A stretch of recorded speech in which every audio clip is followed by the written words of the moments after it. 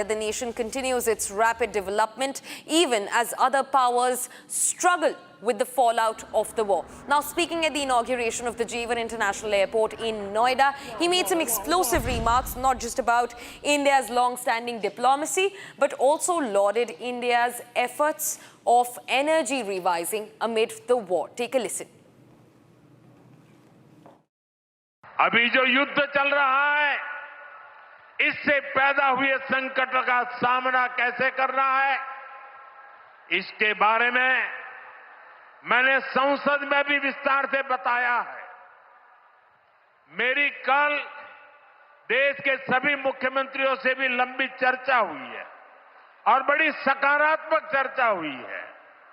मैं आज आप सभी जनता जनार्दन से फिर कहूंगा, मैं देशवासियों से फिर से कहूंगा, हमें शांत मन से, धैर्य के साथ, एकजुटता के साथ, मिलजुल करके इस संकट का सामना करना है। ये पूरे विश्व में परेशानी पैदा करने वाला संकट है। हमें अपने देश की सबसे ज्यादा चिंता करने है और यही हम भारतीयों की सबसे बड़ी ताकत है।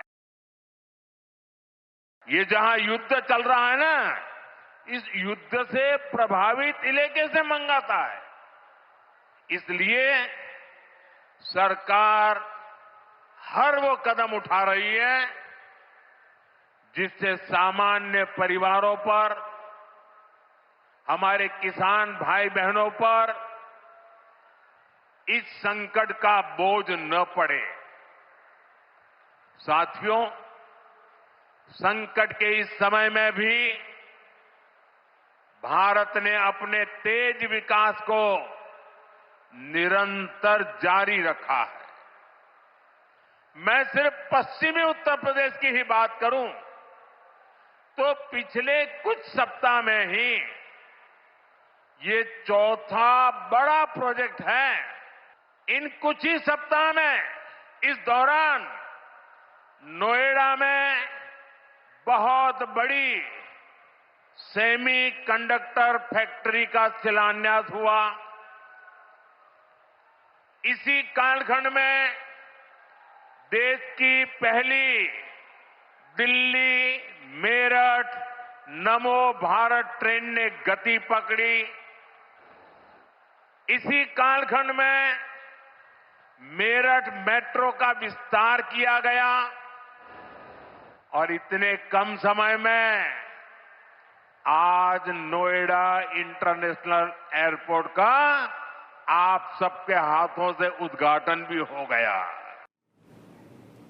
Viewers, now getting in a fresh breaking development. Croatia has now confirmed that the world's largest aircraft carrier docked in Split is in Croatia for repair. Now, Trump admitted that USS Gerald Ford was hit from 17 different angles, and now Croatia has given a confirmation over the fact that USS Gerald Ford, the world's largest carrier, has in fact been hit. Now, remember, Pentagon earlier said that the carrier was off its course. The carrier was not in works in the operation because of an internal collapse. But now the US's President Donald Trump has said that USS Gerald Ford, the world's largest carrier, is in fact hit from 17 different angles by the Iranian Revolutionary Guard Corps. In fact, Croatia has also confirmed that the USS Gerald Ford is docked in Split in Croatia for repair works as the US's naval capacity now seems reduced in the West Asian waters. Now, the Croatian waters have been chosen as a landing path for the ship for proper planned maintenance. Viewers, these are the visuals of the world's largest carrier, the USS Gerald Ford, which is now docked in Croatia, in Split, and that comes because The ship was hit from 17 different angles by Iranian military. Now, getting in some more breaking development, viewers, Rajnath Singh is once again, the defense minister is holding a meeting on West Asia. The meeting has been convened and called by the defense minister just day before yesterday. In fact, viewers, defense minister Rajnath Singh held a roundtable with all tri-services chiefs and the CDS over the escalating West Asia tensions. And now, once again, defense minister Rajnath Singh has convened a meeting on the West Asia escalations. The meeting is in fact going to take place shortly at the Ministry of Defense, and the defense minister will be holding the meeting next to senior ministers too, whose names we are yet to confirm.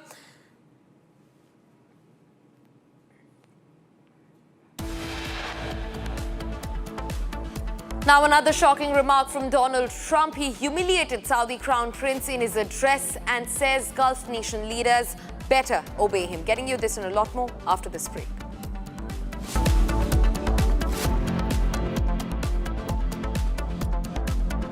चमकी चाट से क्या बना है? Sandwich लस्सी और छाछ और हर घूंट में चमकी चाट, ड्राई फ्रूट और दही बड़े। चमकी चाट से स्वाद बढ़े। असली स्वाद सिर्फ चमकी चाट। केसरिया से मन जोगी हुआ रे, दिल झूमे देखो मतवारा हुआ रे। केसरिया से मन जोगी हुआ। हर पल मनाओ केसरी त्योहार। विमल, बोलो जुबान केसरी।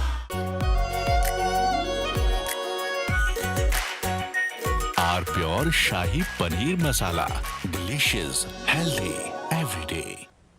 हमें धीरज के साथ, संयम के साथ, शांत मन से हर चुनौती का मुकाबला करना है। इसलिए मैं देशवासियों से भी कहूंगा कि हमें हर चुनौती के लिए तैयार रहना ही होगा। जैसा कि हम देख रहे हैं कि इस युद्ध को लेकर पल पल में हालात बदल रहे हैं। आदरणीय सभापति जी, ये संकट अलग प्रकार का है और इसके समाधान भी अलग प्रकार से ही तय किए जा रहे हैं। हमें धीरज के साथ, संयम के साथ, शांत मन से हर चुनौती का मुकाबला करना है। आदरणीय सभापति जी, जैसा कि हम देख रहे हैं कि इस युद्ध को लेकर पल पल में हालात बदल रहे हैं। इसलिए मैं देशवासियों से भी कहूंगा कि हमें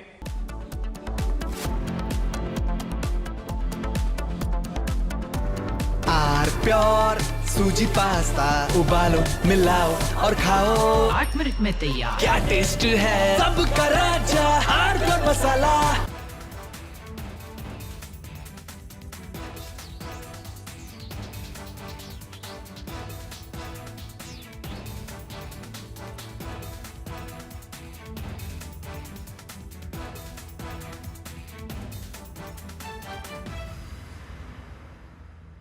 थोड़े में ज्यादा स्वाद, यही तो है इसकी खास बात। वाओ मम्मा, क्या स्वाद है। अरे मेरे राजा, सबका राजा आर प्योर मसाला।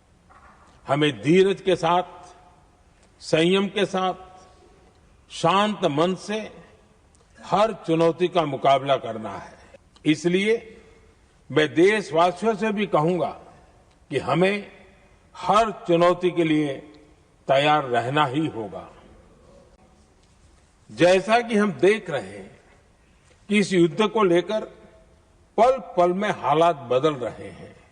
आदरणीय सभापति जी, ये संकट अलग प्रकार का है और इसके समाधान भी अलग प्रकार से ही तय किए जा रहे हैं। हमें धीरज के साथ, संयम के साथ, शांत मन से हर चुनौती का मुकाबला करना है। आदरणीय सभापति जी, जैसा कि हम देख रहे हैं कि इस युद्ध को लेकर पल पल में हालात बदल रहे हैं। इसलिए मैं देशवासियों से भी कहूंगा कि हमें हर चुनौती के लिए तैयार रहना ही होगा। इस युद्ध के दुष्प्रभाव लंबे समय तक रहने की प्रबल आशंका है, लेकिन मैं देशवासियों को भरोसा देता हूं, सरकार सतर्क है, तत्पर है और पूरी गंभीरता से रणनीति बना रही है, हर निर्णय ले रही है। देश की जनता का हित हमारे लिए सर्वोपरि है।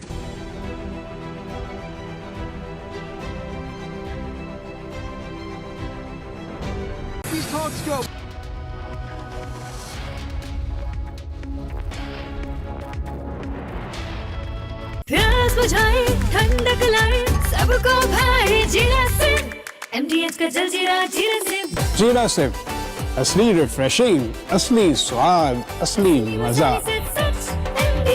MDH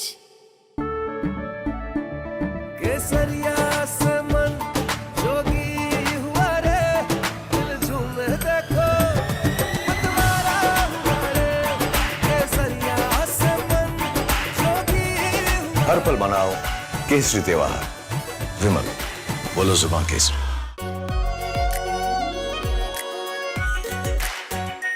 are pure shahi paneer masala, delicious, healthy everyday.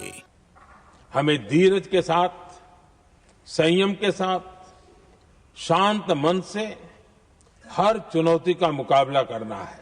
इसलिए मैं देशवासियों से भी कहूंगा कि हमें हर चुनौती के लिए तैयार रहना ही होगा। जैसा कि हम देख रहे हैं कि इस युद्ध को लेकर पल पल में हालात बदल रहे हैं। आदरणीय सभापति जी, ये संकट अलग प्रकार का है और इसके समाधान भी अलग प्रकार से ही तय किए जा रहे हैं। हमें धीरज के साथ, संयम के साथ, शांत मन से हर चुनौती का मुकाबला करना है। आदरणीय सभापति जी, जैसा कि हम देख रहे हैं कि इस युद्ध को लेकर पल पल में हालात बदल रहे हैं, इसलिए मैं देशवासियों से भी कहूंगा कि हमें हर चुनौती के लिए तैयार रहना ही होगा। इस युद्ध के दुष्प्रभाव लंबे समय तक रहने की प्रबल आशंका है, लेकिन मैं देशवासियों को भरोसा देता हूं, सरकार सतर्क है, तत्पर है और पूरी गंभीरता से रणनीति बना रही है, हर निर्णय ले रही है। देश की जनता का हित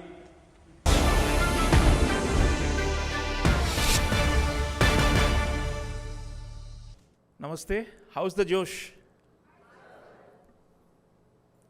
High, higher, highest? Highest. We need that in this country, and I thank Arnab Goswami and the Republic Network for creating this national movement so that we are able to all come together with a collective consciousness and unity and strength as Bharat or India.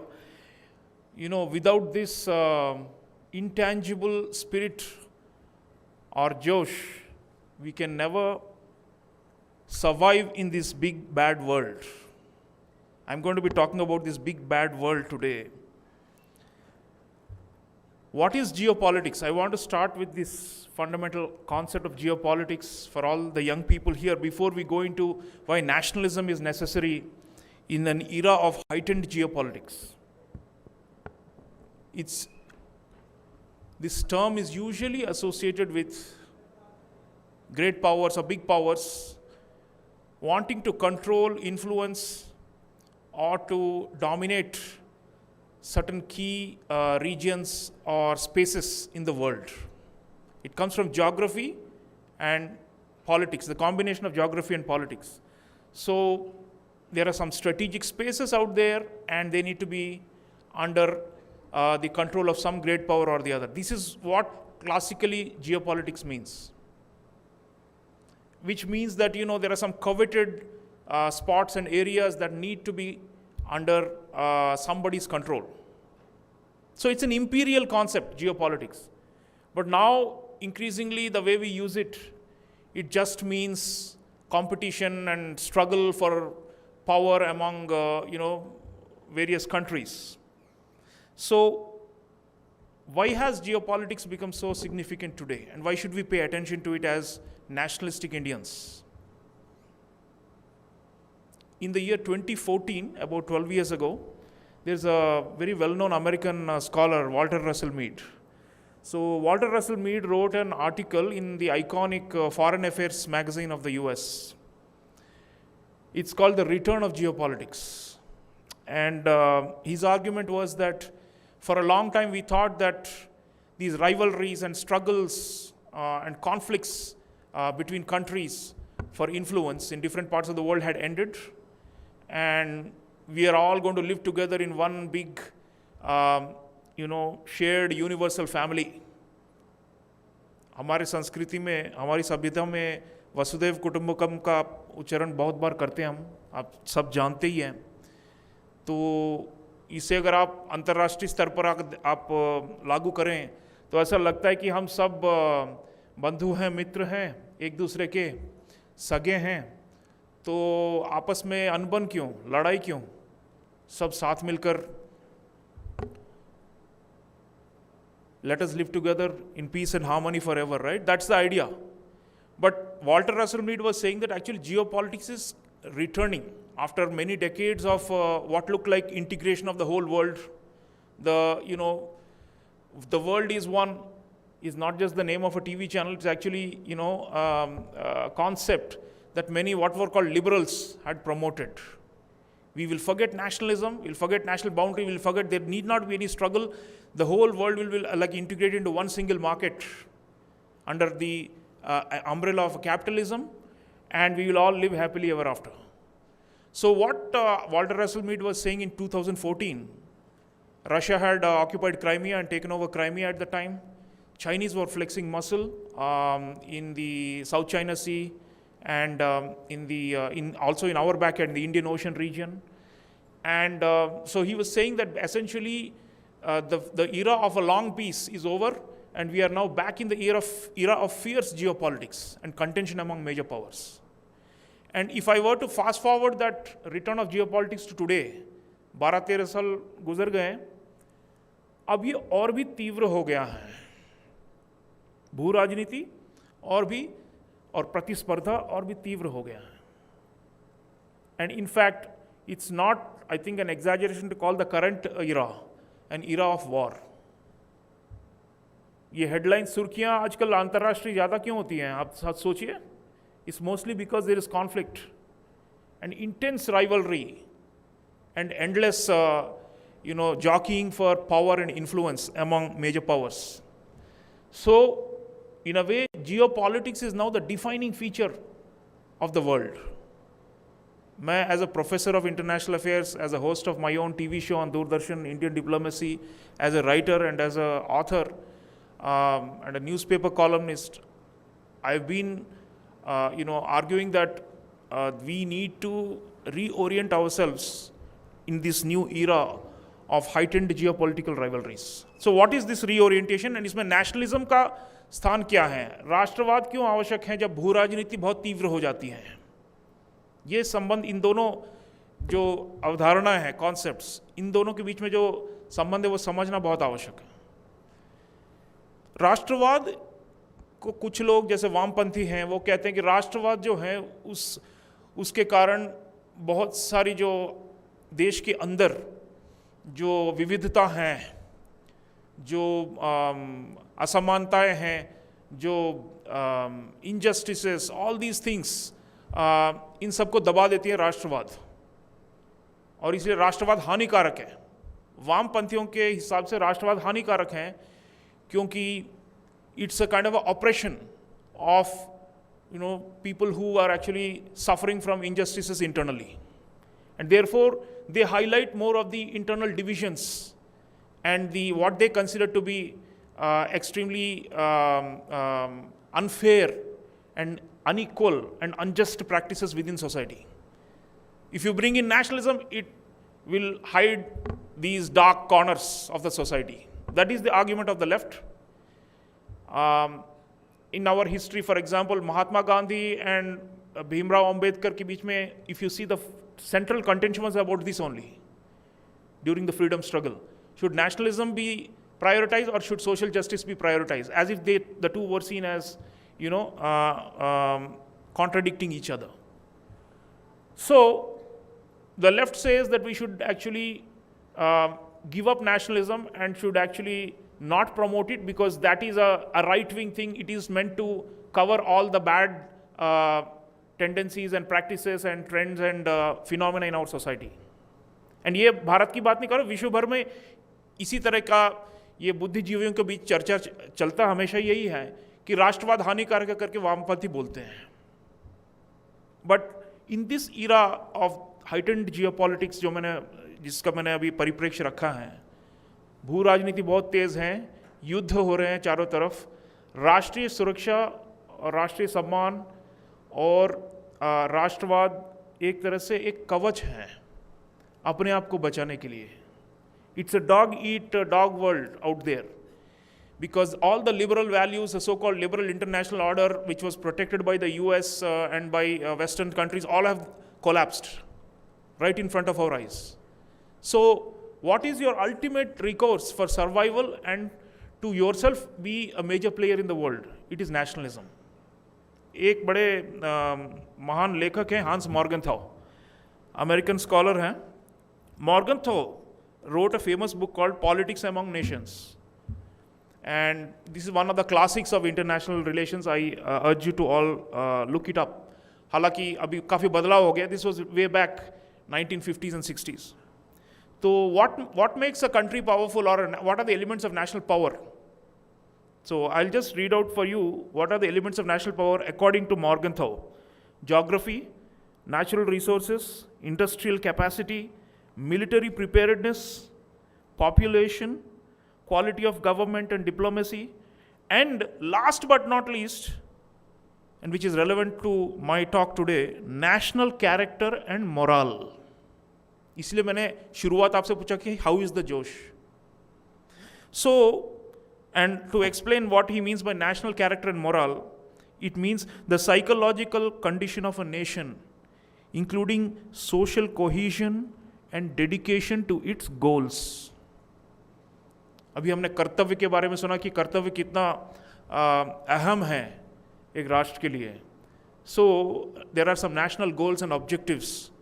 माननीय प्रधानमंत्री जी ने हमें 2 गंतव्य दिए हैं 2047 तक. To be a developed country, a first world nation, or whatever you want to call it, a high income society, Viksit Bharat, and the second is to be a leading power in the world in international affairs. तो इन दोनों के लिए is not just economic growth or military might, you also need that psychological preparedness and mobility of the society. जो अर्नब गोस्वामी और ये nationalist conclave कर रहा है, it is building up towards that only. So I think this is actually a historic contribution. It's not just an ordinary, media show that's happening here. This is something much beyond that. So national character and nationalism are very crucial. And if you go back in history, nationalism actually was a force for good. The leftists have, like I said, tried to deconstruct nationalism. ये जो टुकड़े टुकड़े वाले ये कहते हैं कि राष्ट्रवाद गलत हैं, खराब हैं. But if you go back in time in history, the advent of modern nation states, nationalism has been the most liberating force in the world, in world history and even contemporary in this current era of geopolitics. How has it liberated? आपको याद है, what were the political formations 400-500 years ago when there were no nation states? Empire था ना, साम्राज्यवाद था हर जगह. If you see the political map of the world in say 1500 or 1600, it was all carved up along empires only. There were very few nation states or nationalism. So, nationalism was the force that actually broke the back of empire. Our own freedom struggle is the best example of that, but इस प्रकार के बहुत अनेकों जगहों पे राष्ट्रवाद उभरा और राष्ट्रवाद के आधार पर एम्पायर भी चलाया गया, जो यूरोपियन साम्राज्यवाद भी it was on the basis of national greatness or the racial greatness of the civilizing mission of the white man and of those countries. But nationalism also ultimately became a force in the 20th century. पिछले शताब्दी की आप देखें, when most of Asia, Africa, Latin America, we all got independence in the 19th and 20th centuries. Nationalism was the most greatest liberating force against empire. आज साम्राज्यवाद के विरुद्ध हम खड़े हैं, हम अपने आप को स्वाधीन मानते हैं, उसका श्रेय राष्ट्रवाद को ही जाता है. And today, in this heightened era of geopolitics or rivalries, where जो कहते हैं ना जिसकी लाठी उसी की भैंस, आज हम उस अवस्था में आ गए हैं. There is a law of the jungle running out there. Nobody is following any rules or ethics, right? Might is right. अगर आप में शक्ति है और आप प्रतिद्वंदी में नहीं है तो हमला कर दो, कब्जा कर लो और वहाँ पर अपना वर्चस्व बना लो. आज जब ऐसी अवस्था है, we need a huge rebound of nationalism. राष्ट्रवाद के बगैर, like I said, we cannot survive in this kind of a what is called a Hobbesian world. Thomas Hobbes आप लोग जानते हैं, पॉलिटिकल फिलोसफर हैं ब्रिटेन से. उनका एक बड़ा एक फेमस कॉन्सेप्ट है state of nature, where life is short, nasty and brutish. आज हम उस अवस्था में हैं विश्व अगर आप पटल पर देखें. So when there is no world order और when there are people trying to re impose neo imperialism, great powers आप दोनों के देख लीजिए. आज जो महाशक्ति माने जाते हैं, भारत अभी तक महाशक्ति नहीं बना है, लेकिन उसका बनना आवश्यक है. लेकिन और हम वो 2047 तक वो सपना हम साकार करके रहेंगे, ये मेरा विश्वास है. लेकिन फिलहाल हम नहीं है महाशक्ति. फिलहाल सर्वसम्मति यही है कि चीन और अमेरिका ही महाशक्तियां हैं दो विश्व में, right? So both of them, you look at their conduct, they are out to impose their will using any means, including extreme force, interventionism, militarism, aggression, and so on. So what is the saving grace? It is not going to be the United Nations. वो तो दरकिनार हो चुका, आप जानते हैं. The institutions are all broken. It is not going to be any moral values or talk about sovereignty of nation states or equality of all in the world order. There is no equality, and in fact there are no ethics and morals. It's a very dangerous world we are living in. So the only recourse for a country like ours, which is rising, is to unify ourselves internally and to be proud in terms of being nationalists. Without that, we are going to be divided, we are going to be penetrated, and we are going to be enslaved again. I'm not exaggerating. हमें कभी कभार लगता है कि भारत इतनी बड़ी शक्ति बन रही है तो हमें कोई चिंता नहीं है, हमारे ऊपर कोई धावा नहीं बोल सकता है. हम छोटे मोटे ईरान जैसे देश नहीं हैं, राइट? आपको लगता है ऐसा? हमारे पास परमाणु हथियार हैं. You go back to the history, even some of our strongest empires crumbled because of internal disunity, disharmony, and lack of a collective spirit. So all I'm saying is nationalism is the only talisman. And आप वो लेकर चलिए तो हम बेड़ा पार करेंगे, हम महाशक्ति बनेंगे, and we'll be right on top. और अगर उसका अभाव हो तो we can be attacked, we can be, taken back several centuries and lose everything that we have. So, जैसे 5 उंगलियों को एक साथ आप जब करते हैं तभी मुट्ठी बनती है ना. Nationalism is that kind of force. And some people say, अच्छा भाई nationalism खराब है, patriotism is better. अंग्रेजी में there are a lot of semantics. There are a lot of debates among intellectuals which is better. But whatever you want to call it, patriotism or nationalism, some people say it should not become jingoism. Jingoism is, the extreme kind of nationalism. Maybe I agree with that. But what I'm trying to say is a kind of constructive nationalism based on a shared sense of common values and common identity. We need that. Or else, the history of this country, if you read V.S. Naipaul, the great, Trinidadian writer of Indian origin, he said, no country in the world, it was so easy to conquer India. You go back centuries, so easy to conquer India because भारतीयता का एहसास तो है, संस्कृति है, सभ्यता है, लेकिन politically we are not mobilized as one nation for most of the time in our history. तो अभी मोदी युग है, This is the time where people have come out for the first time in a very, very, self-confident way saying, nationalism, I'm going to wear it on my sleeve. ये pin देख रहे हैं आप? ये मैं मेरे टीवी शो पे भी पहनता हूँ, हर जगह पहनता हूँ, बिना भूले. And it is not because, we are trying to show off that we are great nationalists, या हम बहुत ही, or we are arrogant vis-a-vis others, other countries. It's actually to show that there is a certain pride. गर्व से कहो हम भारतीय हैं, इसमें खराबी क्या है? आप बताइए. कुछ गलत है? We are not saying we are superior to others.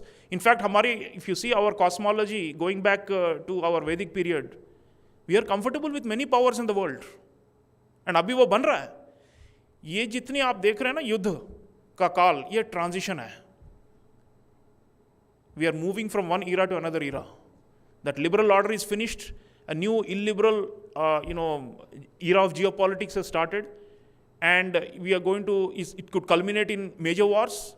अभी तो regional wars चल रहे, we may see world wars in the future. Who knows? The way it's building up. Every year there's a major crisis that, continues this cycle of violence. So ऐसे में अपने आप को सक्षम बनाना, not only as a, militarily or as a strong economy, but as a society. राष्ट्रीय स्वयंसेवक संघ में व्यक्ति निर्माण, समाज निर्माण, राष्ट्र निर्माण पर पूरा, they give the highest priority. And the reason is very simple. They realized it more than 100 years ago. अभी शताब्दी चल रहा है संघ का. आप देखिए, we have to unify as a society. एक भारत श्रेष्ठ भारत जो कैंपेन है प्रधानमंत्री जी का, what is the crux of it? Kashi से लेकर तंजावुर तक, we are one people. Kashmir से लेकर अंडमान तक, we are one people. From Dwarika to Puri, we are one people. जो Shankaracharya, did this many centuries ago, the cultural unity of India, we have to, not only revive it or reclaim it, but we have to actually make it even stronger. So strong that nobody can divide us from outside. आप जानते हैं बहुत सारे divisive forces हैं हमारे देश में. अर्नब गोस्वामी रोज लड़ते हैं उनके खिलाफ. And that's why he is so popular in this country, because people say कि एक fearless व्यक्ति हैं जो दिन रात लगे हैं to keep this country united and together. So all I'm trying to say is, each one of us in our own capacities, इतने सारे नौजवान बैठे हैं यहाँ पर, आप सबको मेरी विनती है, let us spread this spirit of nationalism, keeping in mind the international context. जिनको international context की कोई पड़ी नहीं है, and जो सब they are talking about how Bharat कितना विभाजित है और भारत के अंदर कितनी त्रुटियां हैं. भारत एक गौरवशाली सभ्यता भी है, and which has given a lot to the world. We want power. Why are we diffident about it? Why do we want to be number 3 or number 4 in the world? Why should we not be number 1? We want power, and not just because we want to dominate others, like I said, but because we have something to give to the world. And for that to happen, we have to preserve this nationalism in our country. That's constructive. So, I'm writing a new book, my 7th one. It's called India Number 1. India Number 1. And the subtitle is ABC of the World's Next Superpower. I hope it comes out before end of this year or early 2027. The fundamental point is we should aspire to be that leading power, which the Prime Minister has set out as the goal. Viksit Bharat and leading power. They're two sides of the same coin. One is an economic vision, the other is a vision for international relations. So for that to happen, we need nationalism. And that spirit, that everyday nationalism, routine nationalism, mundane nationalism. It can be like, Yadav ji mentioned, if you are just being punctual and if you are being committed and you have sankalpa and you are completing those, all of those add up to national power and strength. So let us be animated by the spirit of nationalism. Without that, this geopolitical era, we are going to be like small fish which will be eaten by big sharks. हमें भी बड़ा बनना है, उनके बराबर बनना है. There are projections that by 2075, a lot of young people here will still be alive at the time. I'm very confident. By 2075, we will still be the 3rd largest economy only in the world, behind China and the US. according to these, financial consultancies and long-term future predictions. But we can actually leapfrog and become number one. तो ये जो 21वीं सदी है, there are a lot of these geopolitical headwinds. Many people don't want us to become number one or even to rise any further, and will impose a lot of constraints on us, बाहर से. And they will also look for opportunities within our country to try and divide and to break us. तो उन सब से सावधान रहना है. And दूसरा, एकत्रित होकर एक मन से एक भारत श्रेष्ठ भारत बनाना है. And that is how we will be able to not only survive but thrive in this era of extreme geopolitics. So खेल हमें भी खेलना है जो बड़े शक्तियों का है, but at the same time internally democracies generally are considered more vulnerable to these kind of external manipulation. कभी कभार आपको लगता है अच्छा भाई कोई एजिटेशन, कोई आंदोलन छिड़ गया है, कोई कहता है नेपाल और बांग्लादेश जैसी हालत हमारे यहाँ भी करें, जेनजी का कोई रिवोल्ट करा दो यहाँ पर, तख्ता पलट कर लेते हैं, then India will be weakened, it will break down. ये हम सबका दायित्व है to stop this kind of conspiracies. बड़े षड्यंत्र हैं यहाँ पर. हमें कमज़ोर और शक्तिहीन बनाने के लिए बहुत सारे लोग ताक में बैठे हुए हैं. चीन है, चीन तो चाहता ही है कि भारत कभी उसका बराबरी ना करें. अमेरिका को हमने अपना मित्र समझा था, अब भी हैं स्ट्रेटेजिक पार्टनर, लाभदायी हैं, लेकिन जो आपने उनका भी रुख देखा वो भी बहुत ज़्यादा हाइपर नेशनलिस्ट हो गए हैं.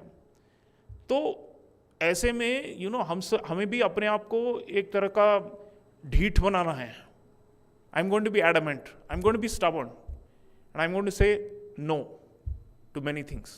The way we have handled this latest crisis of the war in the West Asia or the Middle East, आप देखिए, the way we navigated it carefully but preserving our core interests, it shows that this is a nationalistic India.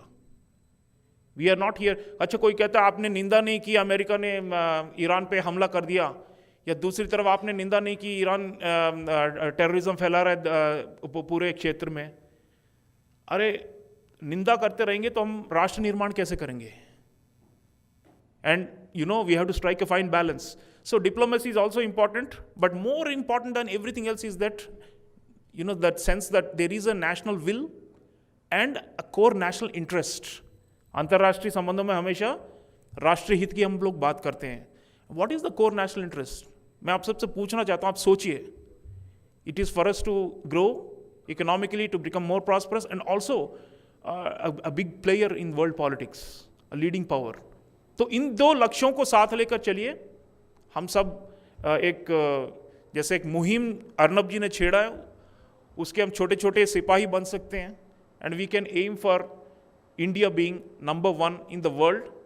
Let's make this happen in our own life times, and it is only possible with that energy and that enthusiasm and that जोश.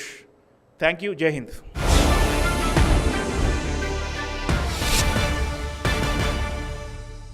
चमकी चाट से क्या बना है? Sandwich, लस्सी और छाछ. हर घूंट में चमकी चाट. अब बताओ, स्वाद आया? आया. असली स्वाद सिर्फ चमकी चाट. केसरिया से मन जोगी हुआ रे, दिल झूमे देखो मतवारा हुआ रे. केसरिया से मन जोगी हुआ. हर पल मनाओ केसरी त्योहार. विमल, बोलो जुबान केसरी. आर प्योर सूजी पास्ता, उबालो, मिलाओ और खाओ. 8 मिनट में तैयार. क्या टेस्ट है, सबका राजा आर प्योर मसाला.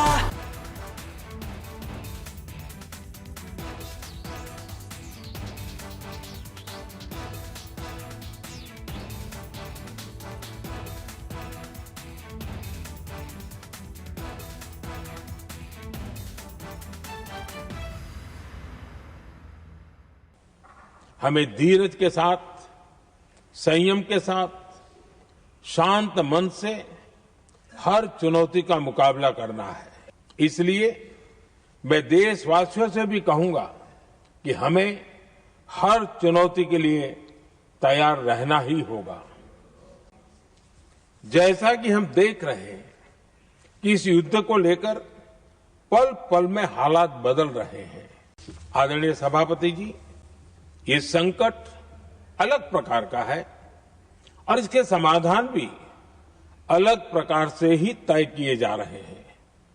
हमें धीरज के साथ, संयम के साथ, शांत मन से हर चुनौती का मुकाबला करना है।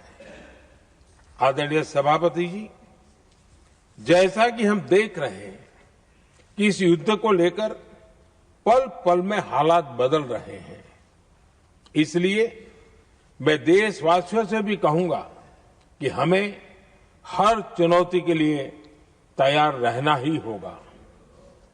इस युद्ध के दुष्प्रभाव लंबे समय तक रहने की प्रबल आशंका है, लेकिन मैं देशवासियों को भरोसा देता हूं, सरकार सतर्क है, तत्पर है और पूरी गंभीरता से रणनीति बना रही है, हर निर्णय ले रही है। देश की जनता का हित हमारे लिए सर्वोपरि है।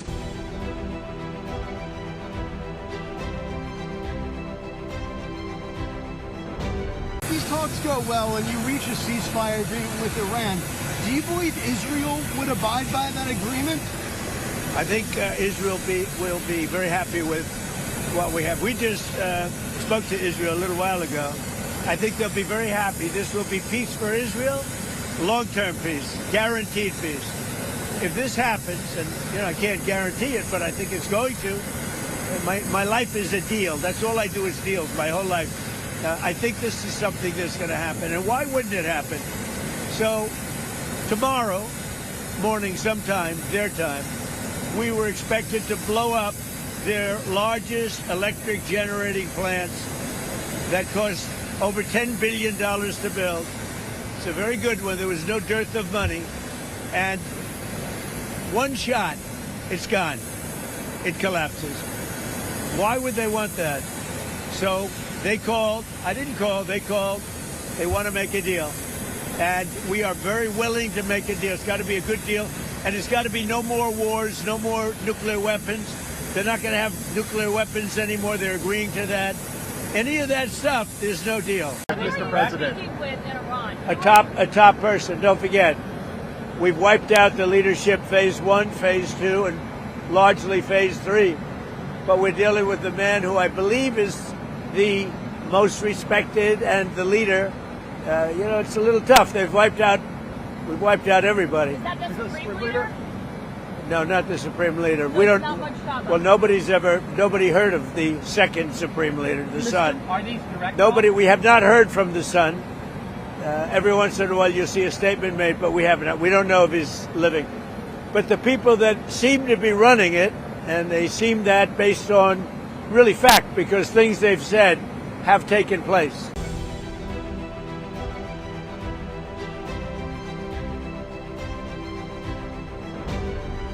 מוקדם יותר היום שוחחתי עם ידידנו הנשיא טראמפ.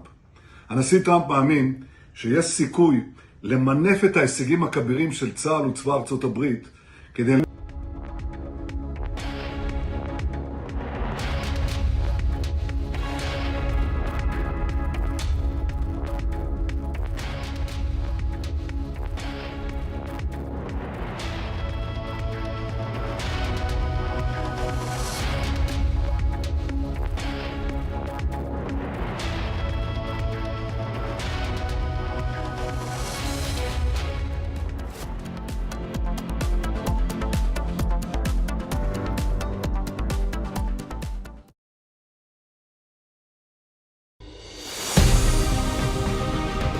फौज एक सिविलियंस बच्चे को 9 महीने की ट्रेनिंग की आग की भट्टी में इसलिए तपाती है ताकि वो एक सिविलियन फौजी बन जाए, और फौजी इस राष्ट्र का विश्वास होता है, इस राष्ट्र का भरोसा होता है। जब वो अपने बदन पर वर्दी पहनता है, वो वर्दी कोई मामूली कपड़ा नहीं होती, वो वर्दी लाखों करोड़ों सैनिकों के खून से पावन और पुनीत होती है। 140 करोड़ हिंदुस्तानियों का विश्वास होती है। तिरंगे की आन बान और शान वो वर्दी होती है।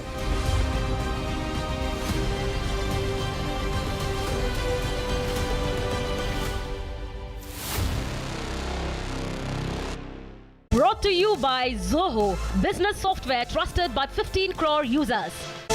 Powered by TVS Motor Company.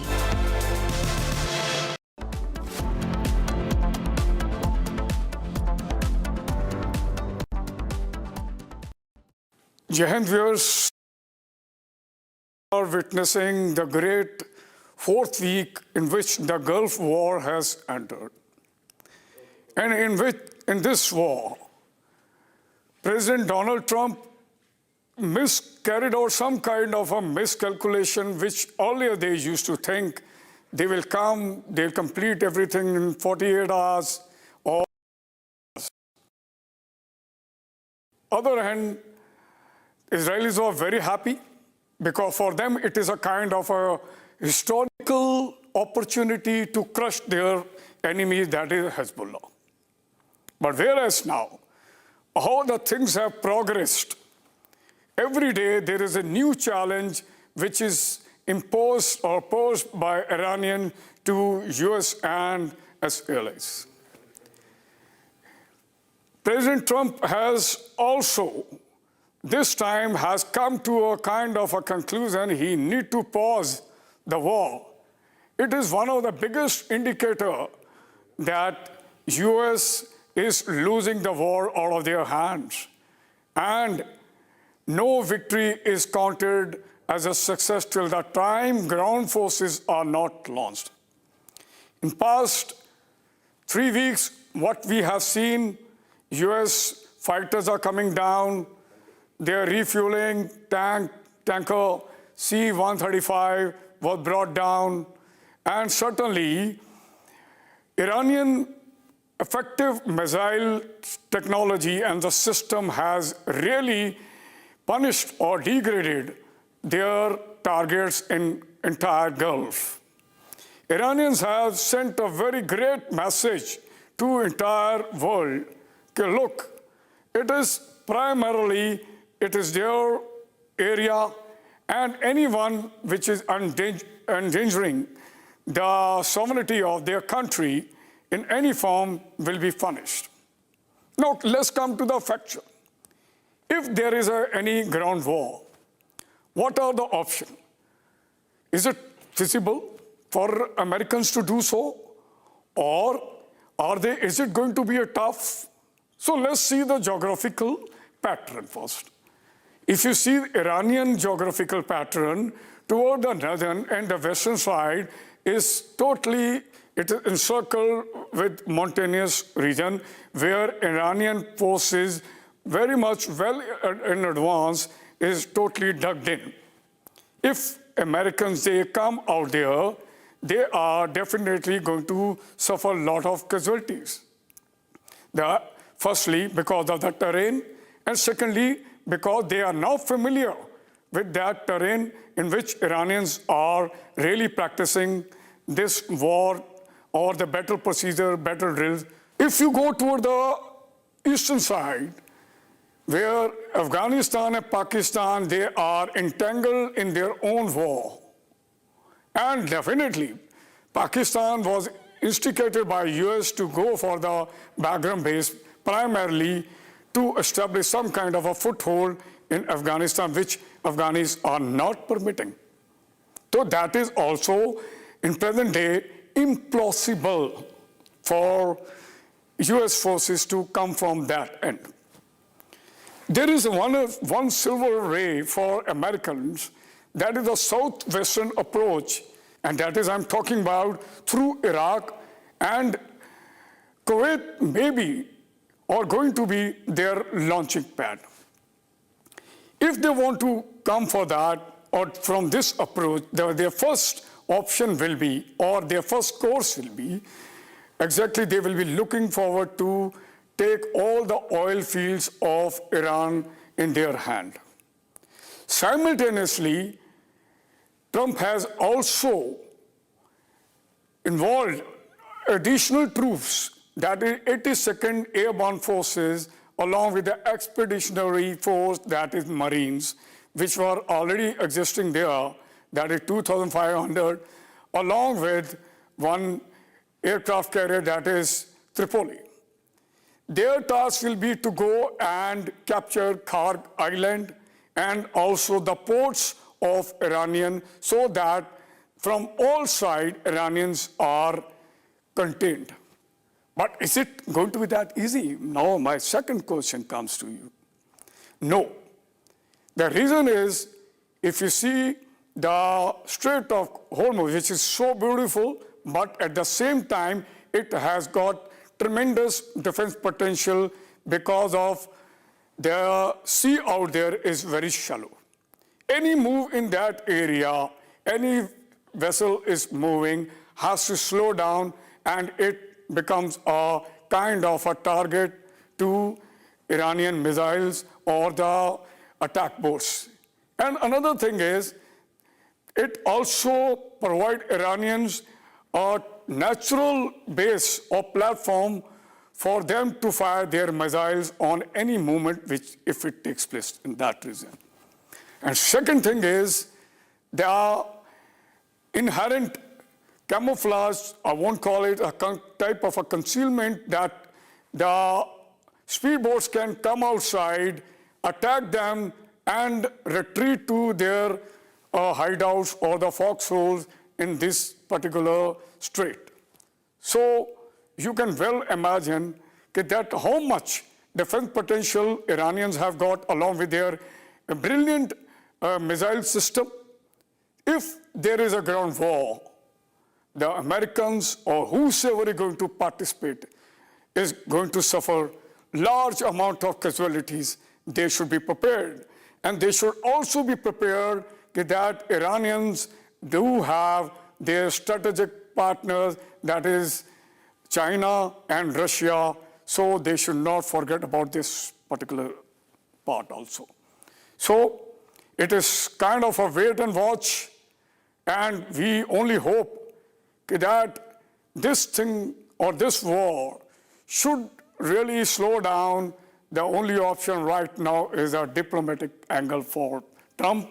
That's the reason he is looking for some time. He's trying to buy a time for his ground forces to be launched or for some type of a diplomatic chapter. Thank you. All right, viewers, we have some breaking news coming in right now.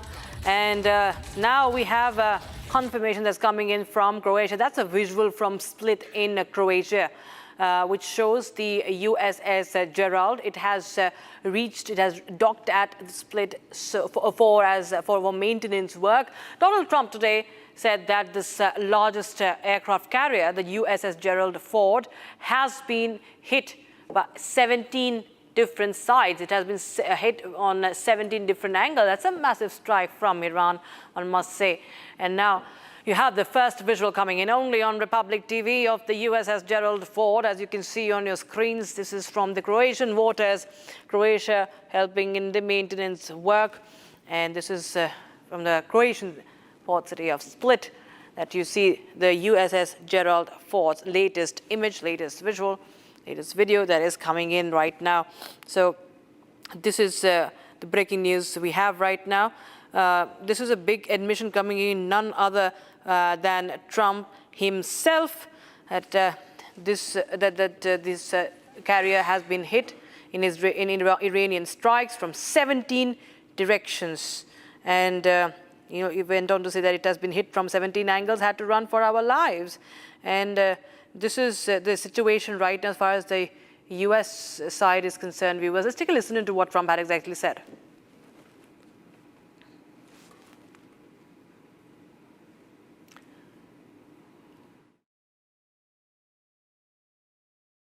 We knew there was a problem when we noticed at 1 o'clock in the morning, every 32 seconds, another airplane, a very fast plane, was coming off the deck of an aircraft carrier. That's actually the biggest aircraft carrier in the world. And every 32 seconds, boom, boom, boom. And it was 1 o'clock in the morning, so we said, okay, I think we're in trouble. But they were ready for us, Johnny. And we were ready. He said we were ready, and then they hit us. And they came from 17 different angles. They were here, they were there. We ran for our lives. It was over. All right, viewers, we have some more breaking news coming in right now. So the situation continues to escalate as far as the war is concerned. And in the latest, we understand is that the Iranian drones have hit the Haifa Elta Electronic Warfare Center. That's the breaking news we have right now. So Iran is unrelenting in its attacks. And Ben Gurion Air Base fuel storage has also been hit by the Iranian drones. It has disrupted the radar, missile tracking, and air operations. That's, of course, a big cause of concern for Israel. The radar has been disrupted. The missile tracking and air operations have been disrupted. Iranian army drones hitting Haifa's Elta Electronic Warfare Center. These are military facilities, and even the Ben Gurion's air base fuel storage has been hit. So all the important infrastructure, the military infrastructure, the energy infrastructure, everything is on target, continues to be on target, even if Trump talks about extending the ultimatum, talks about back-channel dialogue. But Iran is unrelenting in its strikes against Israel and U.S. assets. So this is the latest update we are getting in from the war zone. Iranian army drones hitting Haifa's electronic warfare. And it's completely crippling the missile tracking, air operations, disrupting the radar as well, which of course comes as a cause of concern. This is a drone, remember? We talk about how the Iranian drones have been a game changer for the Iranians in this war that is still underway. And viewers, meanwhile, there is not good news coming in for the American troops. At least 10 U.S. troops have been wounded in Iranian attack on Saudi air base. But there are some sources telling us that dozens of them have been, in fact, affected. They have been injured. Over 24 of them have been injured as Iran fired 6 ballistic missiles and 29 drones at the U.S. base. Now, this is the Sultan Air Base, Prince Sultan Air Base in Saudi Arabia. And this is a strike on at least 2 of the Air Force refueling aircraft. And this is the U.S. troops were also deployed there. They're also there. It's an Iranian attack on the Prince Sultan Air Base in Saudi Arabia. And dozens of American troops have been injured, some of them even seriously injured.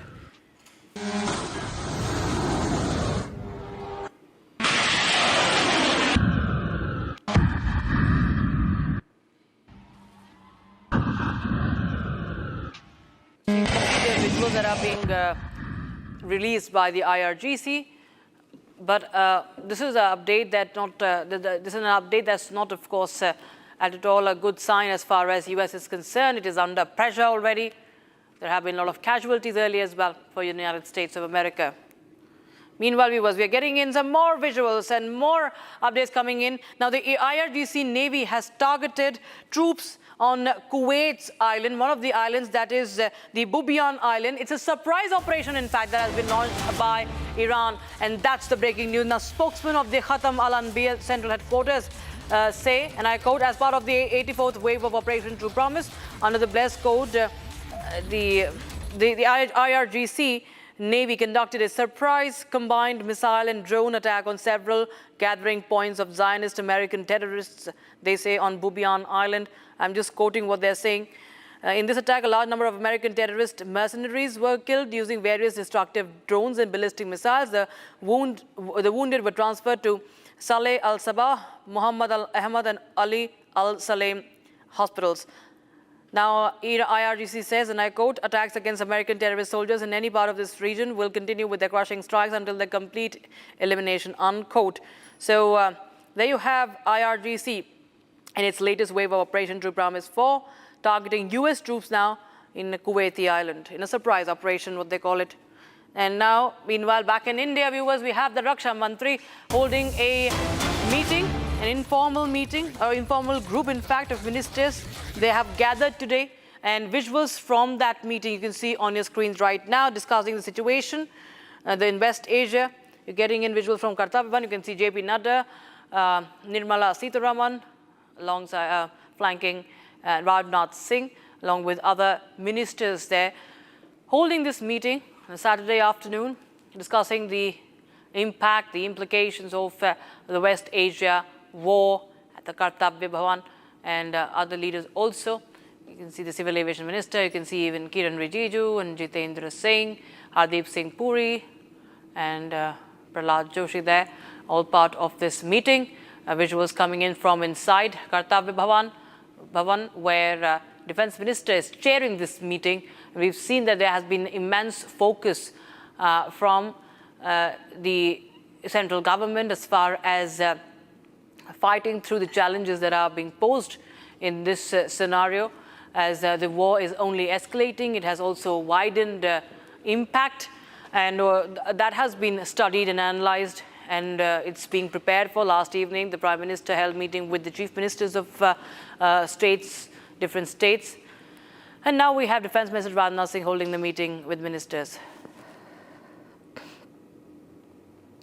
All right, viewers, now let's go back to the Donald Trump statements. Now he is completely losing the plot, and he has this pattern of embarrassing statements about world leaders, humiliating world leaders, and the latest in the list is MBS, Mohammed bin Salman, the Saudi Crown Prince, who he has now openly mocked, and he also went on to say that the Gulf leaders should listen to him.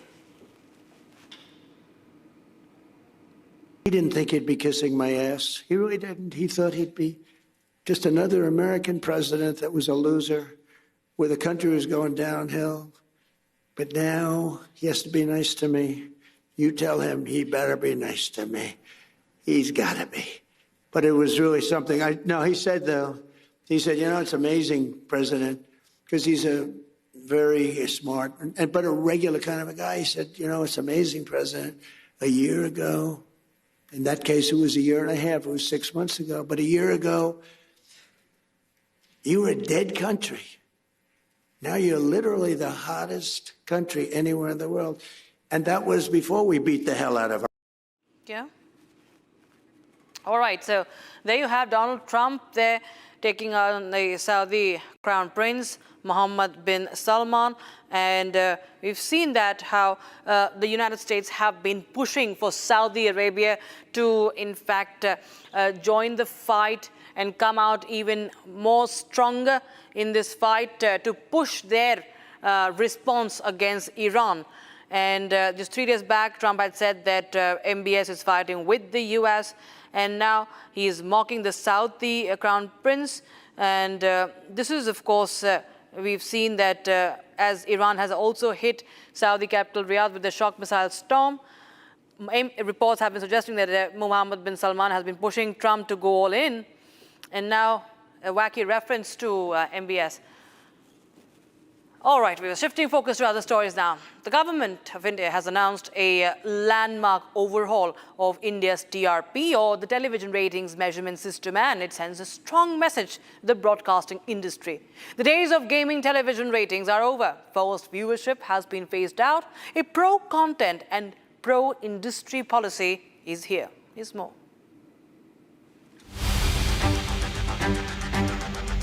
TRP, or television rating points, determine how many viewers a channel attracts in the world of broadcasting.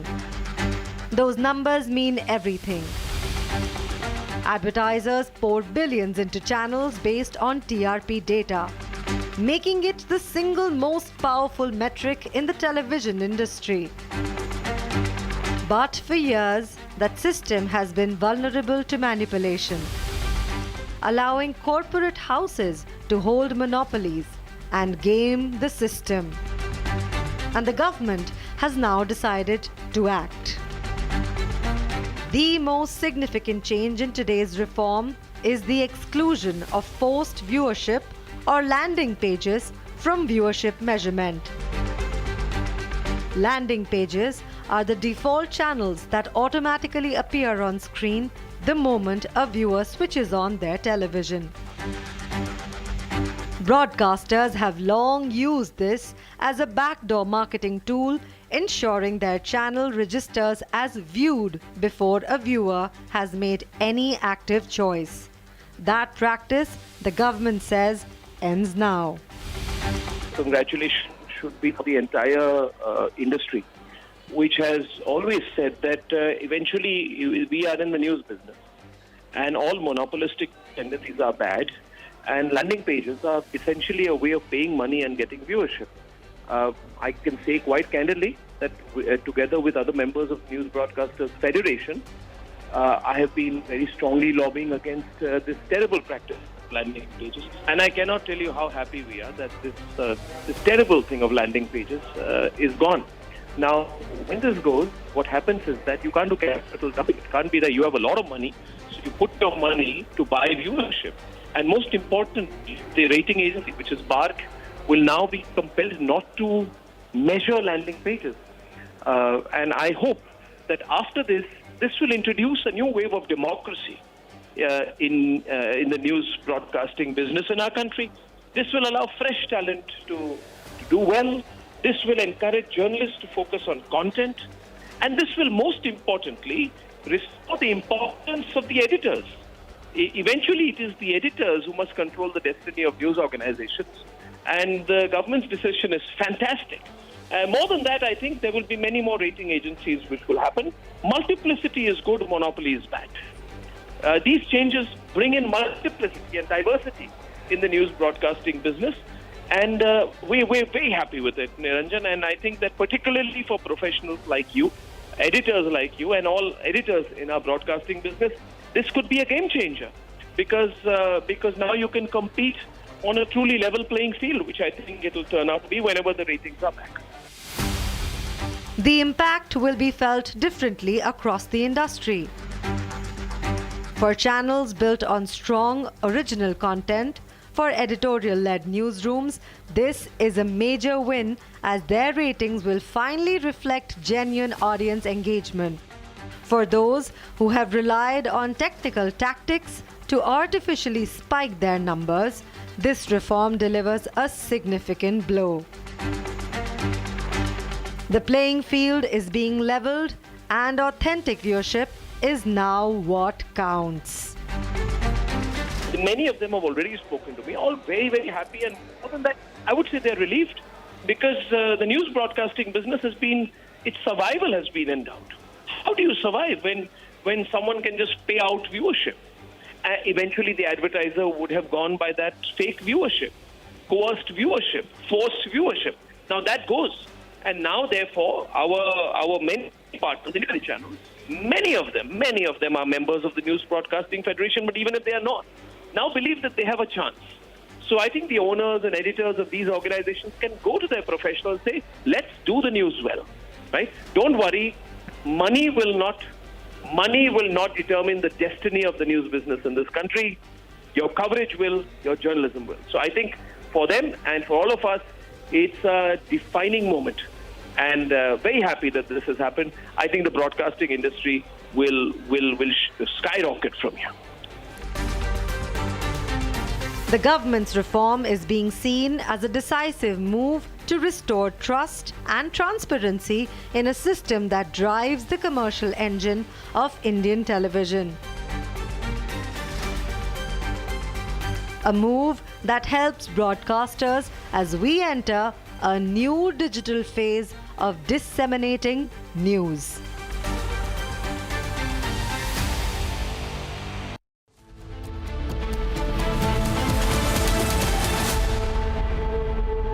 चमकी चाट से क्या बना है? आलू चाट या fruit चाट, स्वाद बढ़ाए चमकी चाट। क्या बात है? स्वादिष्ट पकोड़े और बरसान, अरे चंकी चाट है इसकी जान। असली स्वाद सिर्फ चंकी चाट।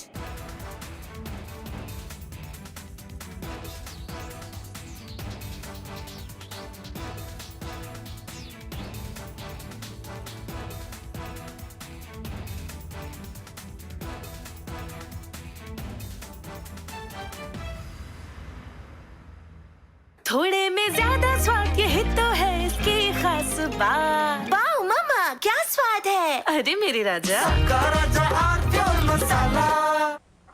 हमें धीरज के साथ, संयम के साथ, शांत मन से हर चुनौती का मुकाबला करना है। इसलिए मैं देशवासियों से भी कहूंगा कि हमें हर चुनौती के लिए तैयार रहना ही होगा। जैसा कि हम देख रहे हैं कि इस युद्ध को लेकर पल पल में हालात बदल रहे हैं।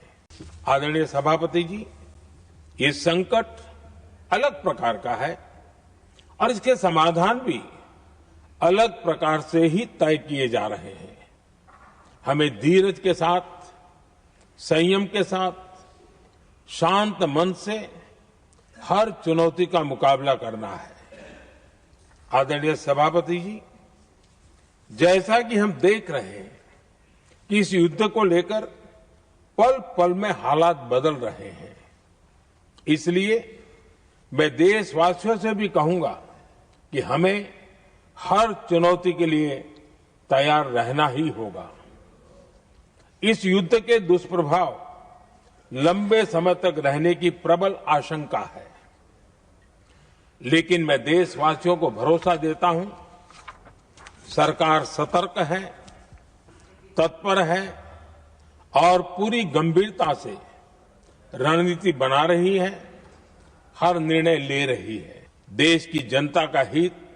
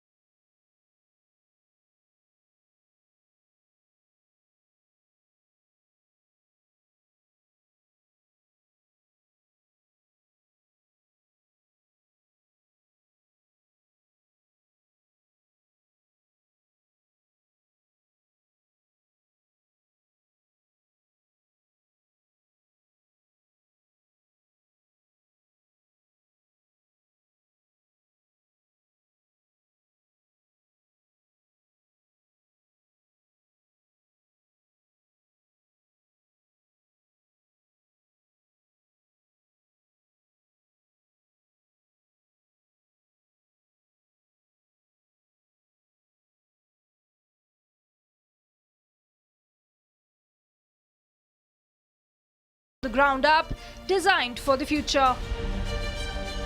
देश ने और पिछले 9 वर्ष के अंदर उत्तर प्रदेश ने ये डबल इंजन की सरकार आने के उपरांत जो स्पीड पकड़ी है, आज वह बॉटलनेक से ब्रेक थ्रू के रूप में अपनी एक नई पहचान को सबके सामने प्रस्तुत कर रहा है।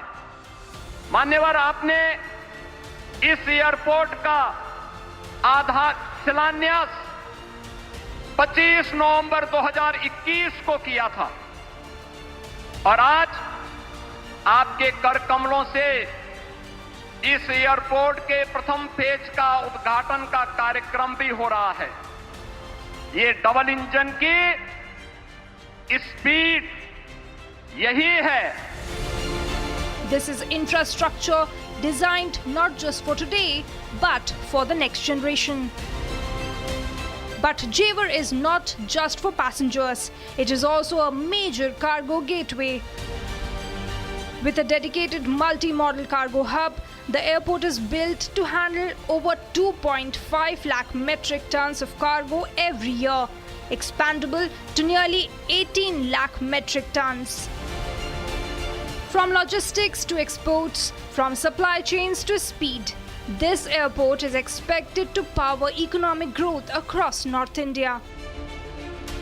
साल 2014 से पहले देश में सिर्फ 74 एयरपोर्ट थे। आज 160 से अधिक एयरपोर्ट देश में है। अब महानगरों के अलावा देश के छोटे छोटे शहरों में भी हवाई कनेक्टिविटी पहुंच रही है। What makes Jewar truly future ready is connectivity. For the national capital region, this means faster access, better mobility, and a major step towards decongesting the skies and terminals of Indira Gandhi International Airport. Together, these two airports will now function as a combined aviation ecosystem for Delhi NCR.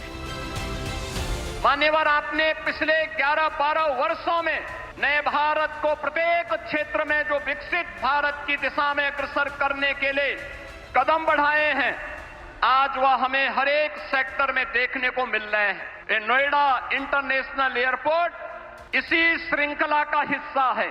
आज आपके कर कमलों से इस नव निर्माण की इस नई इकाई का लोकार्पण होने जा रहा है और यह नवसृजन उत्तर प्रदेश को ग्लोबल एविएशन के मैप पर एक नए सिरे से प्रस्तुत करने का कार्य कर रहा है।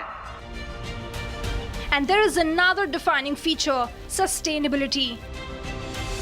Jewar Airport has been envisioned as a net zero emissions facility. Energy efficient systems, green infrastructure, and environmentally responsible design are at the core of this project. Even its architecture reflects India, inspired by traditional ghats and havelis, blending culture with cutting-edge design. 3 weeks ago, RE State reached Jewar before the inauguration, before the spotlight, to understand what this project truly means on the ground. Here is a glimpse from our exclusive report.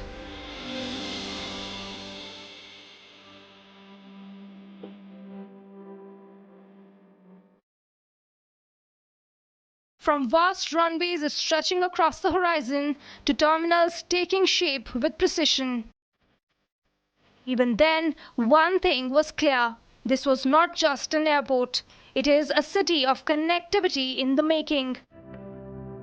And today, that vision has become reality. What we saw under construction now stands inaugurated. What was once a promise is now operational. The journey from blueprint to runway is complete, and it signals a much bigger transformation. From Jewar to the world, India is ready for takeoff. In a remarkable development in the India's aviation industry, today was the inauguration of Jewar International Airport, and Prime Minister Narendra Modi himself came here and inaugurated the phase 1 of the Jewar International Airport. There was this inauguration ceremony organized today where it was graced by Prime Minister Narendra Modi, Chief Minister of UP Yogi Adityanath, Deputy Chief Minister Governor Anandiben Patel, and also the Civil Aviation Minister Ram Mohan Naidu. They graced the occasion and they were a part of this inauguration ceremony. All of them, they talked about what good would this airport bring, what good would Jewar International Airport serve, be it removing the congestion or easing the congestion from the Indira Gandhi International Airport, or be it being the largest airport in Asia.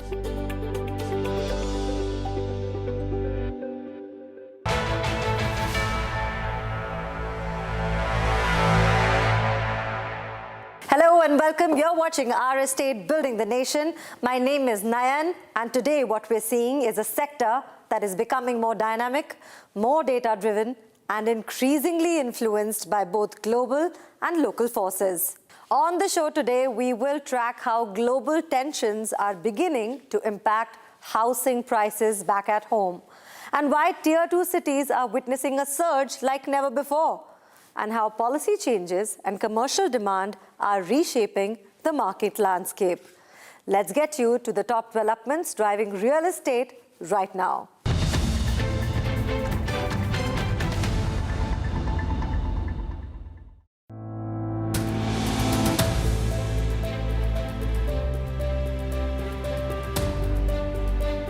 Global instability is now directly impacting India's real estate market.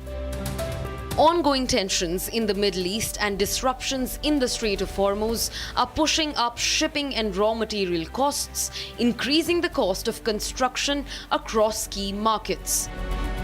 Industry experts say this could drive ultra-luxury housing prices up by at least 5% as developers face delays and rising input expenses. But that's not the only shift. There's also a noticeable movement of NRI capital. With uncertainty rising in the Gulf, especially in Dubai, many NRIs are redirecting investments back to India. Cities like Mumbai are seeing increased demand for short-term rentals and safe haven assets. Global conflict is no longer distant. It's actively reshaping pricing, demand, and investment patterns in Indian real estate.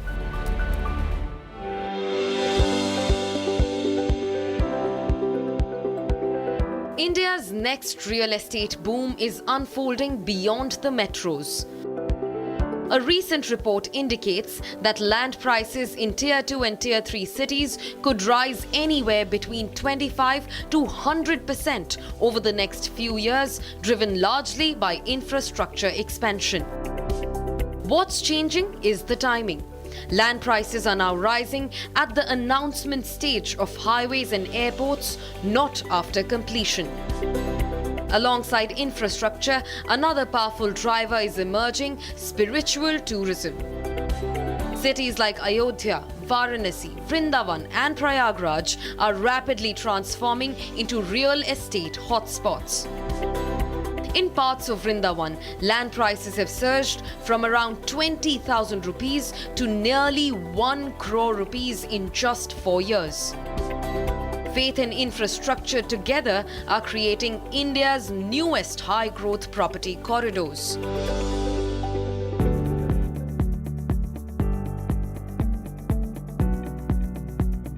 India's real estate sector is expanding at both ends, scale and regulation.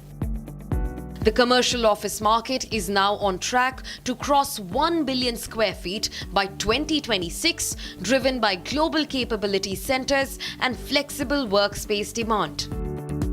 2025 alone saw a record 61 million square feet of absorption, signaling strong corporate expansion.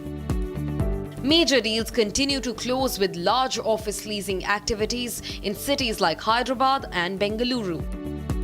At the same time, the luxury housing segment is evolving into a core investment asset, expanding beyond Delhi NCR and Mumbai into newer markets. But alongside growth, regulation is tightening. The Central Board of Direct Taxes has introduced stricter HRA rules requiring more transparent landlord disclosures starting April. And regulators are stepping up enforcement, with Maharera recovering over 200 crore rupees for home buyers. India's real estate story is now defined by rapid expansion backed by stronger accountability.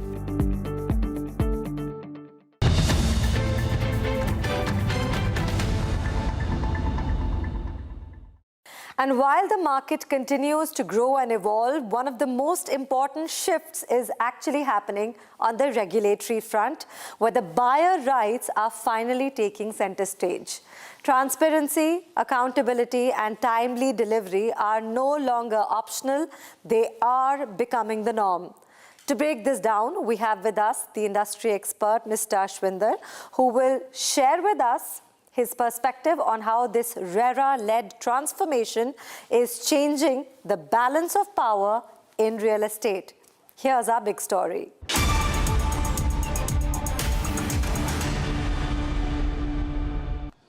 Let's be very clear. Indian real estate is going through one of its most important transitions. And this is not a story of developers versus buyers. This is a story of the market finally becoming more balanced. For decades, the system had its gap. Projects got delayed, information was not always transparent, and dispute resolution was slow. At the same time, Developers were also navigating complex approval funding constraints and regulatory fragmentation. So the truth is, both sides operated in an imperfect system. What we are seeing today is that system is becoming stronger. This is not cyclical recovery. This is not just demand improving or prices moving up. This is a structural reset, a shift from an unstructured ecosystem to a far more regulated, transparent, and accountable market. And this shift is not theoretical. It is visible, it is measurable, and most importantly, it is enforceable. Let me give you an example with one sharp data point. In Maharashtra alone, 7,000 home buyer complaints have been resolved in a single year. Even more interesting, the disposal rate has crossed 130%. Now, what does that mean? This means that the system is now clearing more cases and complaints than what are being filed.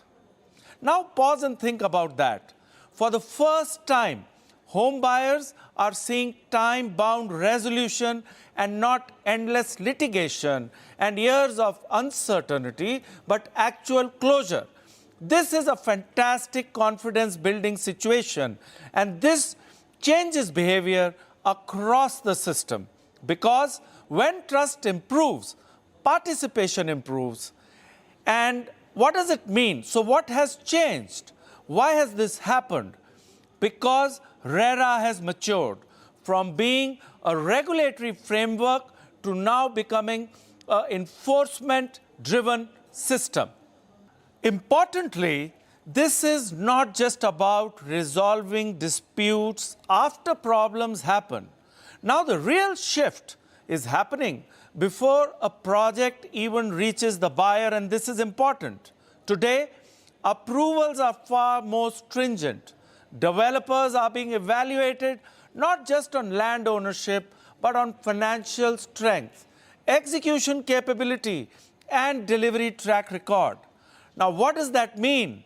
This means serious developers are getting rewarded and the weak projects are getting filtered out. That is what the home buyer wanted. And that is a very important transition, because now the system is moving from reactive correction to a proactive prevention. And at the same time, enforcement has become sharper and more visible. We are seeing cases where developers have faced heavy penalties for violations. Projects marketed without RERA registration, where buyers are being refunded. The message is now very clear. No RERA registration, no sale. No compliance, no tolerance. But equally credible developers are benefiting from this environment, because when rules are clear and enforcement is consistent, the market begins to reward discipline, governance, and delivery. Now, let's step back for a moment. Real estate is not just another sector. It is a life decision for most Indian families.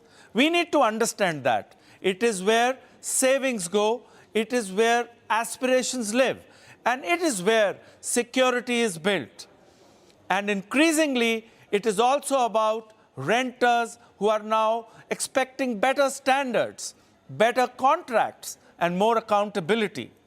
So when the ecosystem becomes stronger, everyone benefits. Home buyers get protection, renters get better living standards, developers get more credible market, financiers get more confidence, and capital flows more efficiently. And this is important because India is now moving towards a real estate market that is not driven by speculation, but by structure, not by opacity, but by transparency, not by promises, but by accountability. Now, what are we seeing today is not just tighter regulation. It is the rebalancing of the entire ecosystem, where the buyer is protected and the developer is respected, and the system finally is being trusted. And in the long run, that is exactly what will make Indian real estate stronger, cleaner, and more institutional, and far more investable and trustworthy. Because ultimately, a market that creates trust for the buyer and fairness for the developer is the market that sustains growth. And that is what was wanted when RERA came into picture. So the real story is unfolding in Indian real estate today.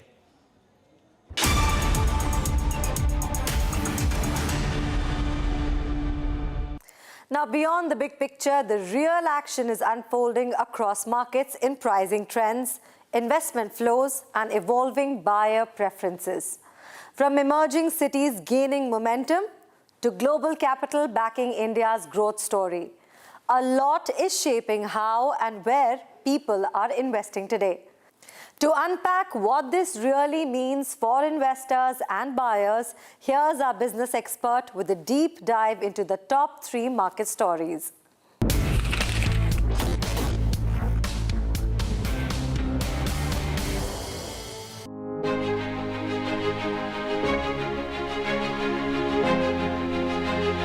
Thank you, Nain. Now, India's real estate story is not just about growth, but where it truly originates from. Right from emerging cities in India to global capital inflows and changes in buyer behaviors, here are the 3 big shifts you need to look out for. Cities like Lucknow, Jaipur, Bhubaneswar, Indore and Coimbatore are already seeing strong developer interest. What's driving this surge is improved connectivity, significantly lower land costs, and a clear first-mover advantage.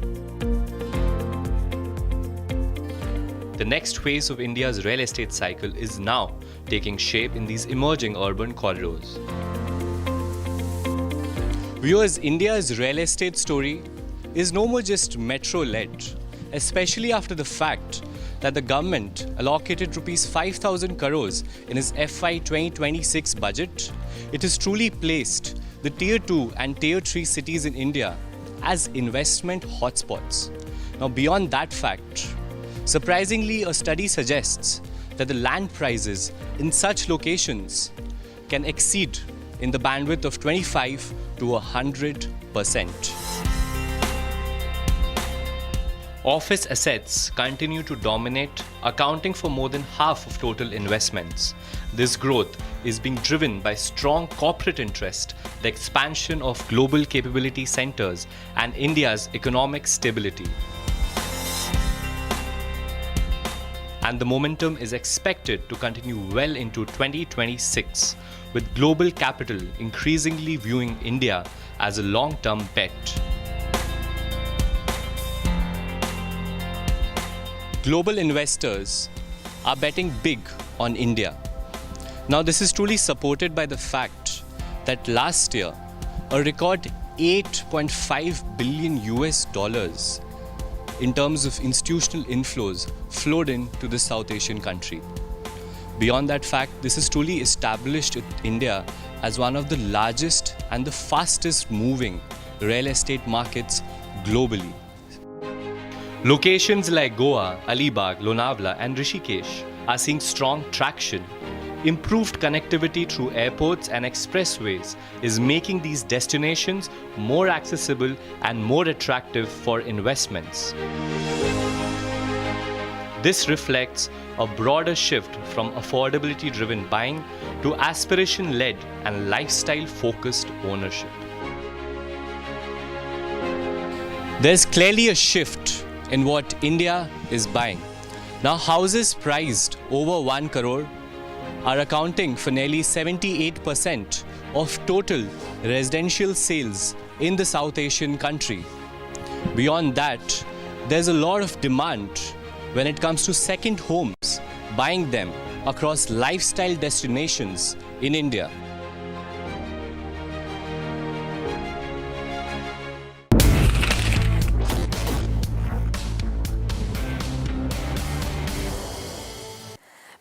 step back from the headlines, one question really matters. What actually drives real estate value over time? Is it location? Is it timing? Or is it something bigger? In Finance Ka Funda, we decode the fundamentals behind property wealth creation and why infrastructure continues to be one of the biggest game changers in this space.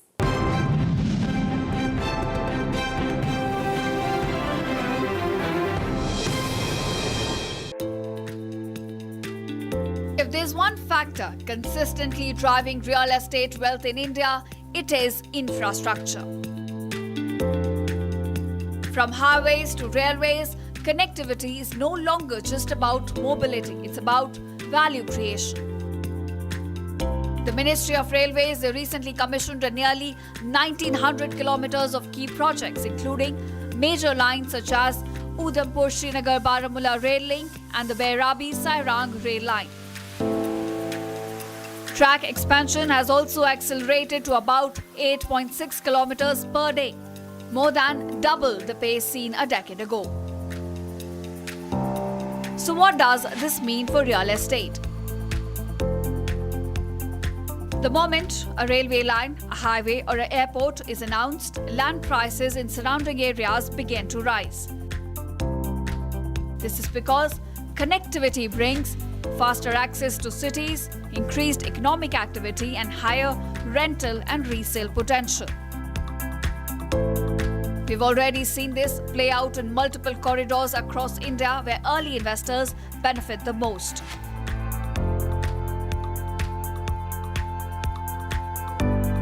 This is why Tier 2 and Tier 3 cities are also gaining traction. They are the biggest beneficiaries of this new infrastructure. For investors, this strategy is simple. Follow infrastructure, not just location. But in today's market, the biggest returns are not in already developed cities, but in areas about to be developed. In Indian real estate, infrastructure is not just about development, it is the foundation of wealth creation.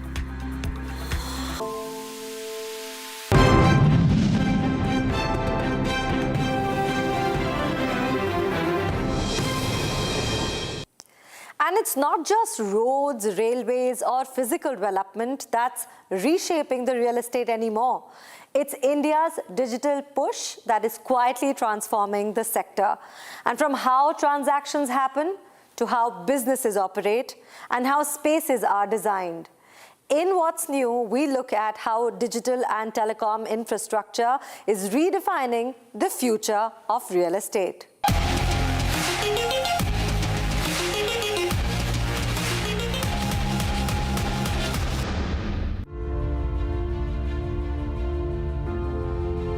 India's digital and telecom infra is reshaping real estate.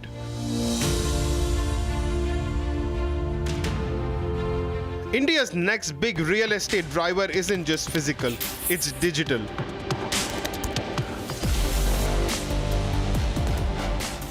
The country's digital public infrastructure is expanding at an unprecedented scale.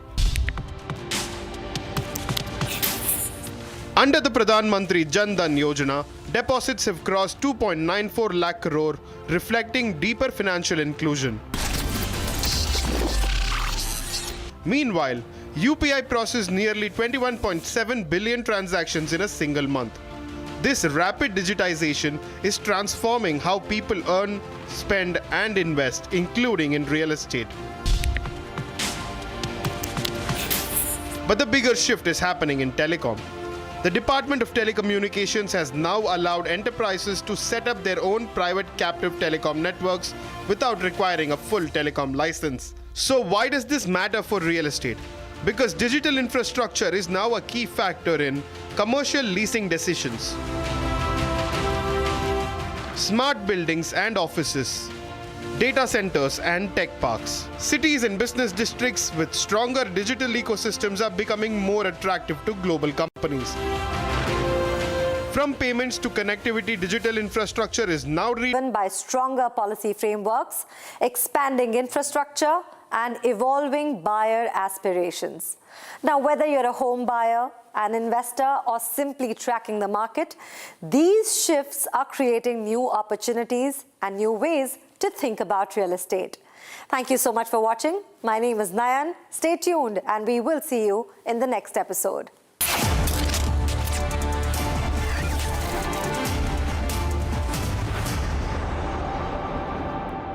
प्यास बुझाए ठंडक लाए सबको भाए जीरा SIM MDH का जलजीरा जीरा SIM जीरा सिर्फ असली रिफ्रेशिंग, असली स्वाद, असली मजा। MDH केसरिया से मन जोगी हुआ रे, दिल झूमे देखो मतवारा हुआ रे। केसरिया से मन जोगी हुआ। हर पल मनाओ केसरी त्योहार। विमल, बोलो जुबान केसरी।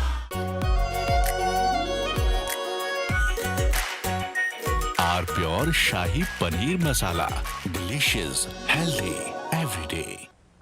हमें धीरज के साथ, संयम के साथ, शांत मन से हर चुनौती का मुकाबला करना है। इसलिए मैं देशवासियों से भी कहूंगा कि हमें हर चुनौती के लिए तैयार रहना ही होगा। जैसा कि हम देख रहे हैं कि इस युद्ध को लेकर पल पल में हालात बदल रहे हैं। आदरणीय सभापति जी, ये संकट अलग प्रकार का है और इसके समाधान भी अलग प्रकार से ही तय किए जा रहे हैं। हमें धीरज के साथ, संयम के साथ, शांत मन से हर चुनौती का मुकाबला करना है।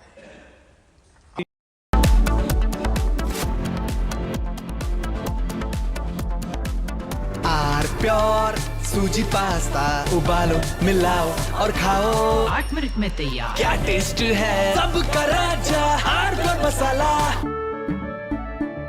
केसरिया से मन जोगी हुआ रे, दिल झूमे देखो मतवारा हुआ रे। केसरिया से मन जोगी हुआ। हर पल मनाओ केसरी त्योहार। विमल, बोलो जुबान केसरी। चमकी चाट से क्या बना है? सैंडविच, लस्सी और छाछ और हर घूंट में चमकी चाट। ड्राई फ्रूट और दही बड़े। चमकी चाट से स्वाद बढ़े। असली स्वाद सिर्फ चंकी चाट। MDH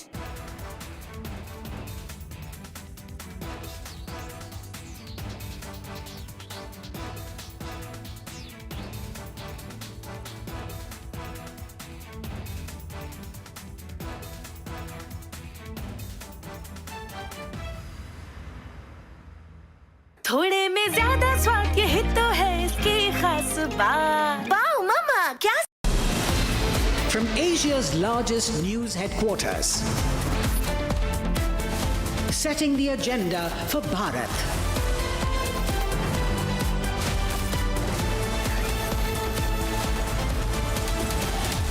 You're watching Republic.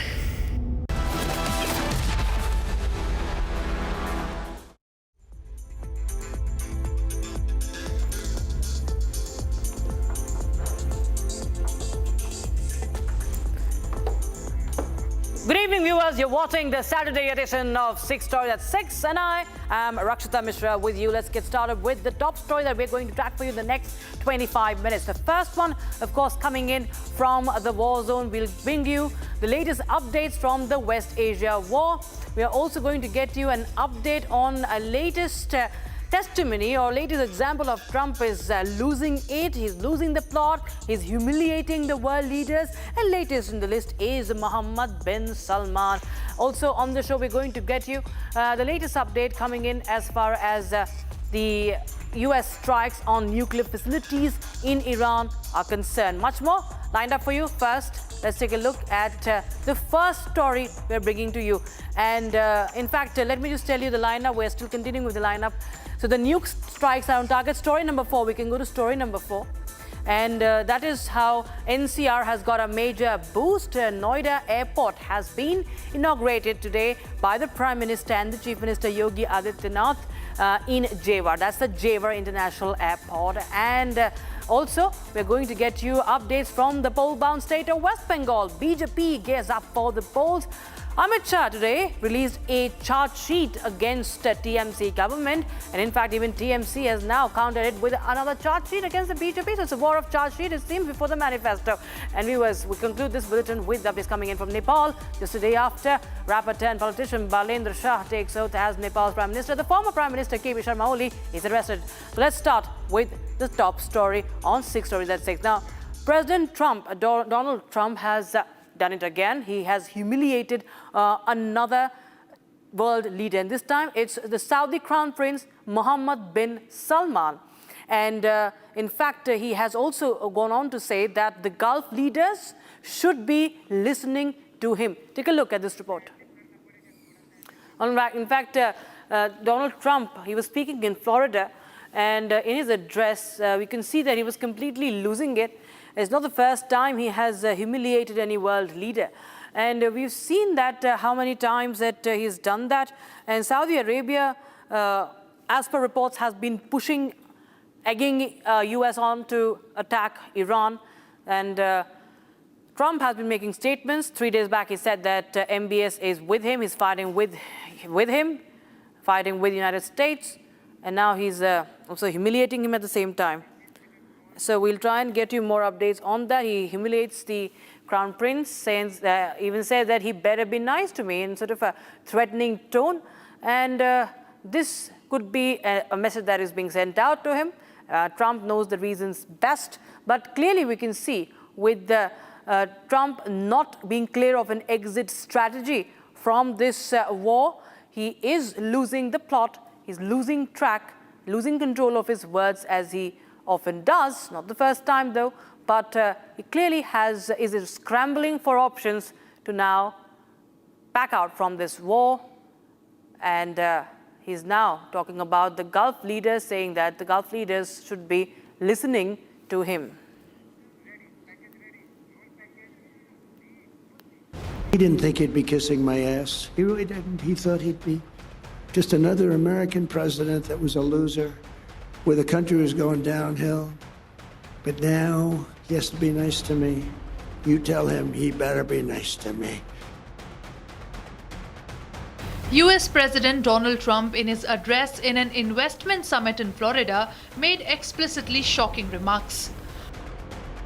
Trump made tall claims about himself while mocking other leaders.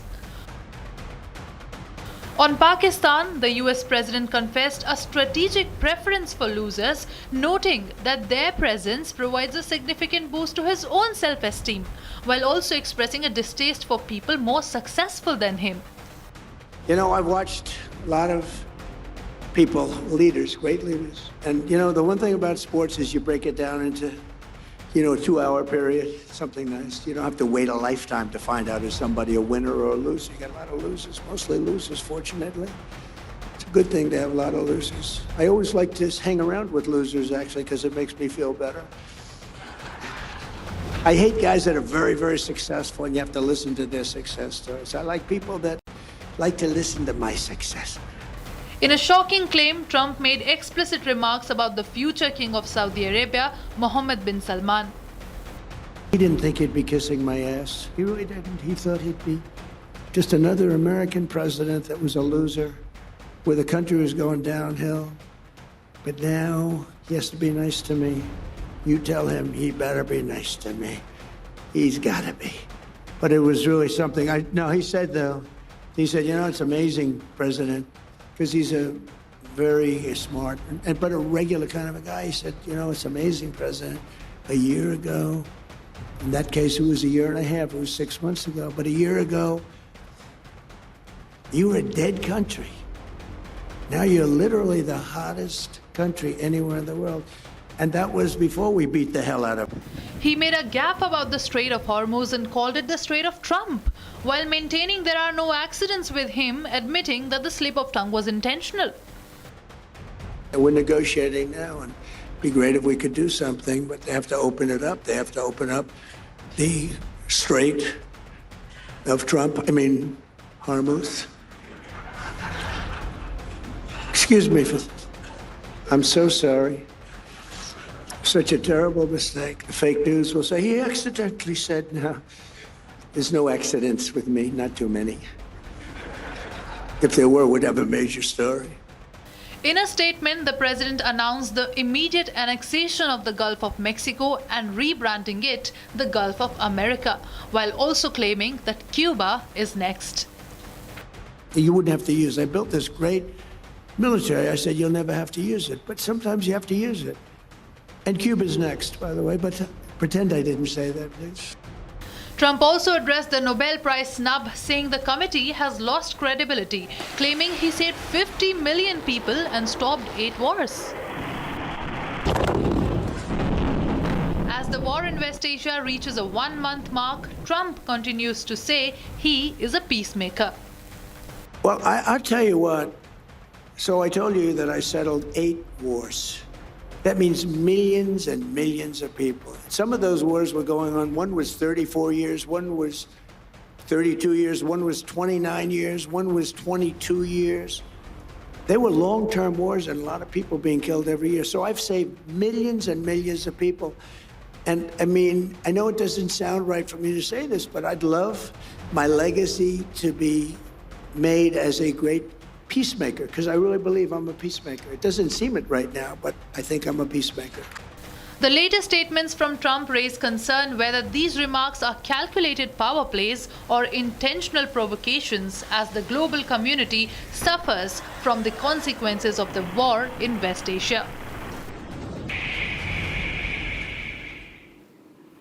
Now, tensions in West Asia continue to escalate as Israel is striking multiple nuclear sites in Iran, targeting key plutonium and uranium facilities, while the United States maintains a growing military presence in the region. Officials warn that repeated attacks, particularly near the Bushehr nuclear plant, raise the risk of a radiological disaster, drawing sharp condemnation from Tehran and the concerns from the nuclear watchdog IAEA as well.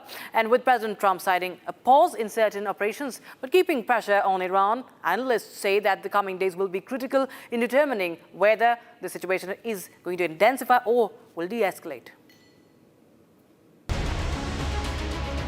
In the ongoing West Asia war, US-Israel allies have once again targeted energy infrastructure. Fresh strikes on Bushehr nuclear plant are furthering concerns of a radiological disaster. The International Atomic Energy Agency has expressed deep concern, warning that any damage to nuclear facilities could lead to a major nuclear accident. Iran, on the other hand, condemns the strikes as a violation of the international law and calls them a threat to regional security. This is not a one-off incident. Before this, Israel struck Iran's Arak nuclear complex, a key plutonium production site for nuclear weapons.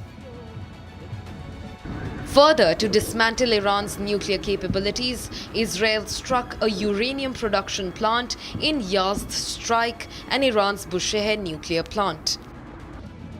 A pattern to dismantle Iran's nuclear enrichment program that comes with warnings of nuclear blackmailing. As you know, we're gathered at a moment of bold action and historic decision to make America and our allies safer and stronger, more prosperous, more successful than ever before. That's what's happening. Tonight, we're closer than ever to the rise of the Middle East that is finally free at last from Iranian terror, aggression, and nuclear blackmail. That's what's happened. It was nuclear blackmail for years and years, and beyond that. With the war escalating and President Trump claiming a pause on certain military actions, even as the US builds up troop presence and pressure on Iran, it remains to be seen how the upcoming days will unfold.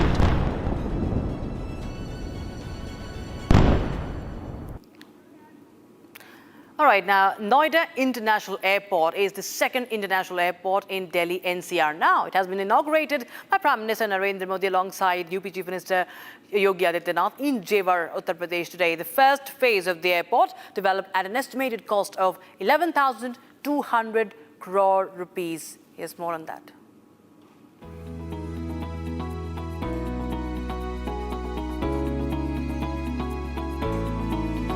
Noida International Airport, the second international airport in the Delhi NCR region. It has been inaugurated today. The airport has annual passenger handling capacity of 12 million. It is India's largest greenfield airport. The first airport in the country constructed with net zero emissions. The airport features extensive connectivity to neighboring Uttar Pradesh cities, including Noida, Greater Noida, Agra, Mathura, and Ghaziabad. Addressing the inaugural event, Prime Minister Narendra Modi spoke on boosting connectivity through the project.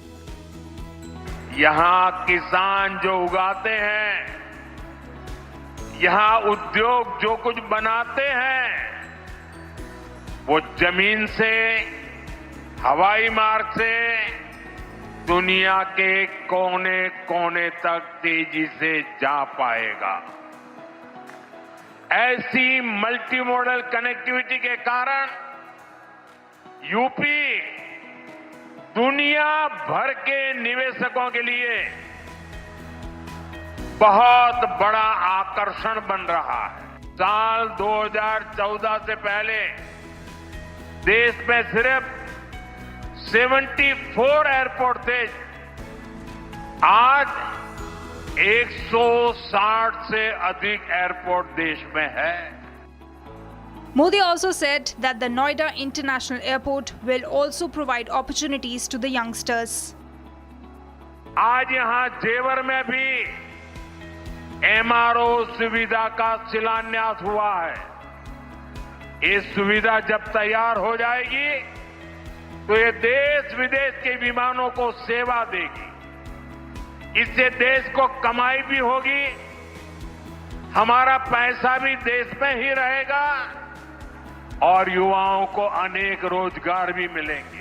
In the India's aviation industry, today was the inauguration of Jewar International Airport, and Prime Minister Narendra Modi himself came here and inaugurated the phase 1 of the Jewar International Airport. There was this inauguration ceremony organized today where it was graced by Prime Minister Narendra Modi.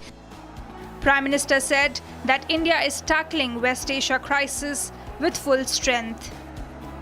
एकजुटता के साथ मिलजुल करके इस संकट का सामना करना है। ये पूरे विश्व में परेशानी पैदा करने वाला संकट है। हमें अपने देश की सबसे ज्यादा चिंता करना है और यही हम भारतीयों की सबसे बड़ी ताकत है। PM Modi also targeted the Congress government, saying that the centre and previous state governments did not allow the foundation stone to be laid. But politics aside, the airport is going to benefit the common citizens of the country and will be a massive boost for the aviation sector. Now the Battle of Bengal is only getting sharper and sharper. Home Minister Amit Shah today took on the ruling Trinamool Congress while tabling a political charge sheet. Not a manifesto, but first a charge sheet.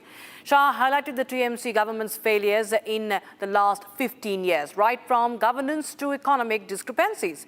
Home Minister, in fact, called this election a test between fear and trust. Listen in.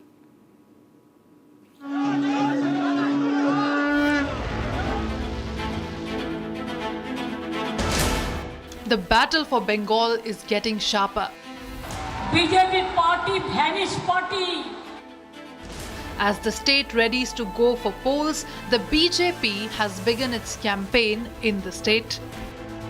26 में प्रचंड बहुमत के साथ Bharatiya Janata party Bengal में सरकार बनाने जा रही है, ये मैं बहुत स्पष्ट रूप से देख रहा हूं। While on his visit to the poll-bound state, Union Home Minister Amit Shah today released a political charge sheet against the ruling TMC and traced its failures in the last 15 years of rule in Bengal. ये जो charge sheet है, TMC के 15 साल के काले चिट्ठों का संकलन है। सोनार बांग्ला का स्वप्न दिखाकर सिंडिकेट राज स्थापित कर बंगाल की जनता का शोषण करने वाले शासन की कहानी है। Calling the upcoming elections a choice between fear and trust, Amit Shah highlighted everything from infiltration, corruption and scams to law and order charges against the Mamata government. Bengal TMC के पोंचो बिपोर जॉय से ग्रसित यहां घुसपैठियों को प्रोटेक्शन दिया जाता है, तुष्टीकरण को अपना मिशन बना चुकी है सरकार। भ्रष्टाचारी प्रस्तापित रूप से राजनीतिक सिस्टम में पहुंच चुके हैं।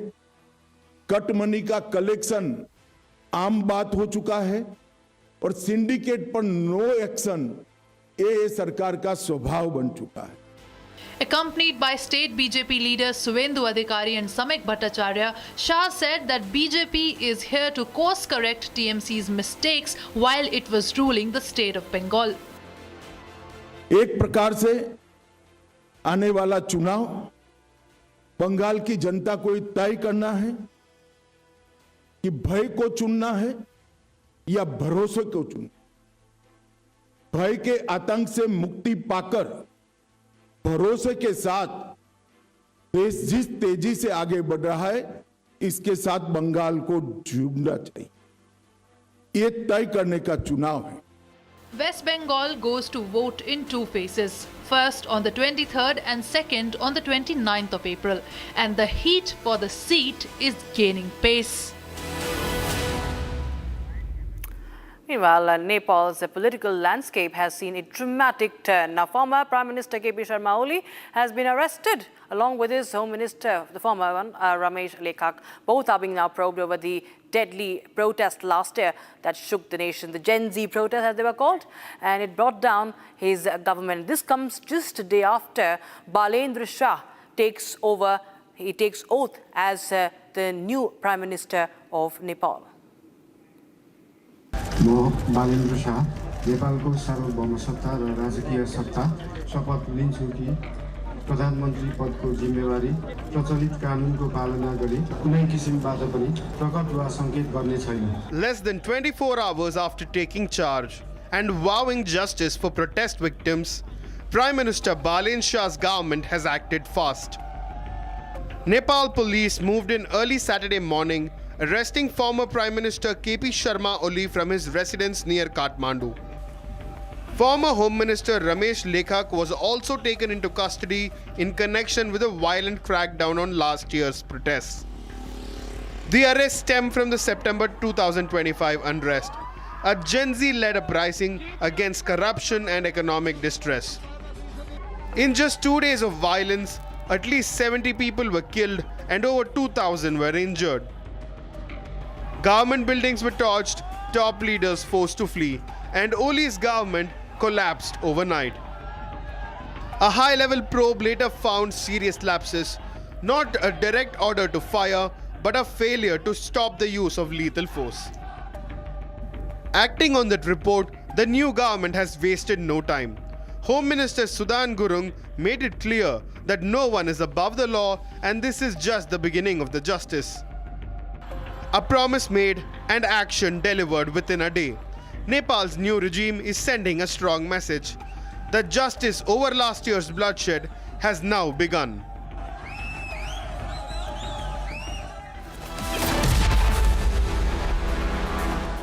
थोड़े में ज्यादा स्वाद यही तो है इसकी खास बात। वाओ मामा क्या स्वाद है? अरे मेरे राजा।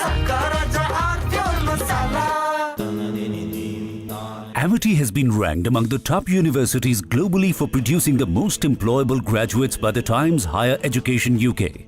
Yet another testimony to Amity's excellent placement record. चमकी चाट से क्या बना है? आलू चाट या फ्रूट चाट? स्वाद बढ़ाए चमकी चाट। क्या बात है? स्वादिष्ट पकोड़े और फरसान, अरे चमकी चाट है इसकी जान। असली स्वाद सिर्फ चमकी चाट। केसरिया से मन जोगी हुआ रे, दिल झूमे देखो मतवारा हुआ रे। केसरिया से मन जोगी केसरी त्योहार विमल, बोलो जुबान केसरी।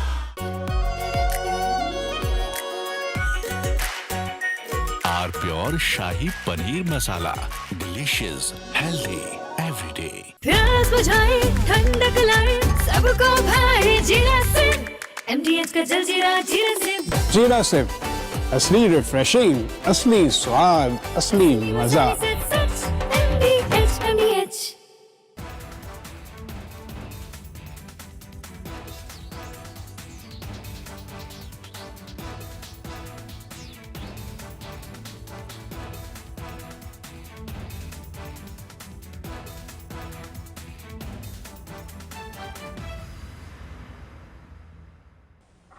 हमें धीरज के साथ, संयम के साथ, शांत मन से हर चुनौती का मुकाबला करना है। इसलिए मैं देशवासियों से भी कहूंगा कि हमें हर चुनौती के लिए तैयार रहना ही होगा। जैसा कि हम देख रहे हैं कि इस युद्ध को लेकर पल पल में हालात बदल रहे हैं। आदरणीय सभापति जी, ये संकट अलग प्रकार का है और इसके समाधान भी अलग प्रकार से ही तय किए जा रहे हैं। हमें धीरज के साथ, संयम के साथ, शांत मन से हर चुनौती का मुकाबला करना है।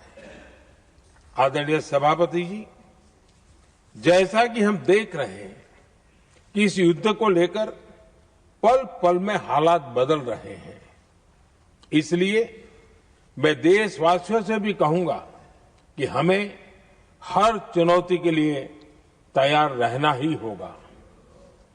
इस युद्ध के दुष्प्रभाव लंबे समय तक रहने की प्रबल आशंका है, लेकिन मैं देशवासियों को भरोसा देता हूं, सरकार सतर्क है, तत्पर है और पूरी गंभीरता से रणनीति बना रही है, हर निर्णय ले रही है। देश की जनता का हित हमारे लिए सर्वोपरि है।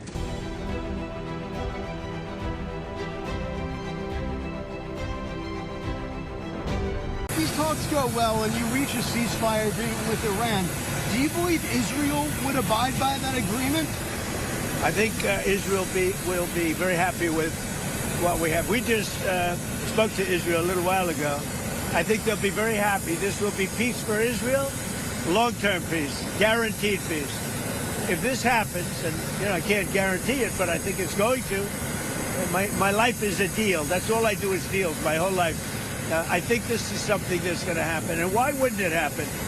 So tomorrow morning sometime, their time, we were expected to blow up their largest electric generating plants that cost over $10 billion to build. It's a very good one. There was no dearth of money. And one shot, it's gone. It collapses. Why would they want that? So they called. I didn't call. They called. They want to make a deal. And we are very willing to make a deal. It's got to be a good deal. And it's got to be no more wars, no more nuclear weapons. They're not going to have nuclear weapons anymore. They're agreeing.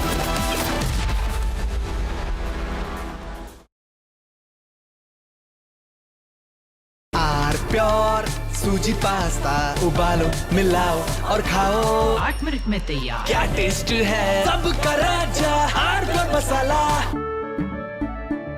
केसरिया से मन जोगी हुआ रे, दिल झूम देखो मतवारा हुआ रे। केसरिया से मन जोगी हुआ। हर पल मनाओ केसरी त्योहार विमल, बोलो जुबान केसरी। चमकी चाट से क्या बना है? सैंडविच, लस्सी और छाछ। हर घूंट में चमकी चाट। ड्राई फ्रूट और दही बड़े। चमकी चाट से स्वाद बढ़े। असली स्वाद सिर्फ चंकी चाट। रानी, इस घर में कुछ है जो टूटता नहीं। ये पिलर कभी नहीं टूटेगा। रुंगटा स्टील TMT से बना। रुंगटा नहीं तो घर स्ट्रॉन्ग नहीं। रुंगटा स्टील TMT बार एकदम सॉलिड। थोड़े में ज्यादा स्वाद, यही तो है इसकी खास बात। वाओ मम्मा, क्या स्वाद है? अरे मेरे राजा। हमें धीरज के साथ, संयम के साथ, शांत मन से हर चुनौती का मुकाबला करना है। इसलिए मैं देशवासियों से भी कहूंगा कि हमें हर चुनौती के लिए तैयार रहना ही होगा। जैसा कि हम देख रहे हैं कि इस युद्ध को लेकर पल पल में हालात बदल रहे हैं। आदरणीय सभापति जी, ये संकट अलग प्रकार का है और इसके समाधान भी अलग प्रकार से ही तय किए जा रहे हैं। हमें धीरज के साथ, संयम के साथ, शांत मन से हर चुनौती का मुकाबला करना है। आदरणीय सभापति जी, जैसा कि हम देख रहे हैं कि इस युद्ध को लेकर पल पल में हालात बदल रहे हैं। इसलिए मैं देशवासियों से भी कहूंगा कि हमें हर चुनौती के लिए तैयार रहना ही होगा। इस युद्ध के दुष्प्रभाव लंबे समय तक रहने की प्रबल आशंका है, लेकिन मैं देशवासियों को भरोसा देता हूं, सरकार सतर्क है, तत्पर है और पूरी गंभीरता से रणनीति बना रही है, हर निर्णय ले रही है। देश की जनता का हित हमारे लिए सर्वोपरि है।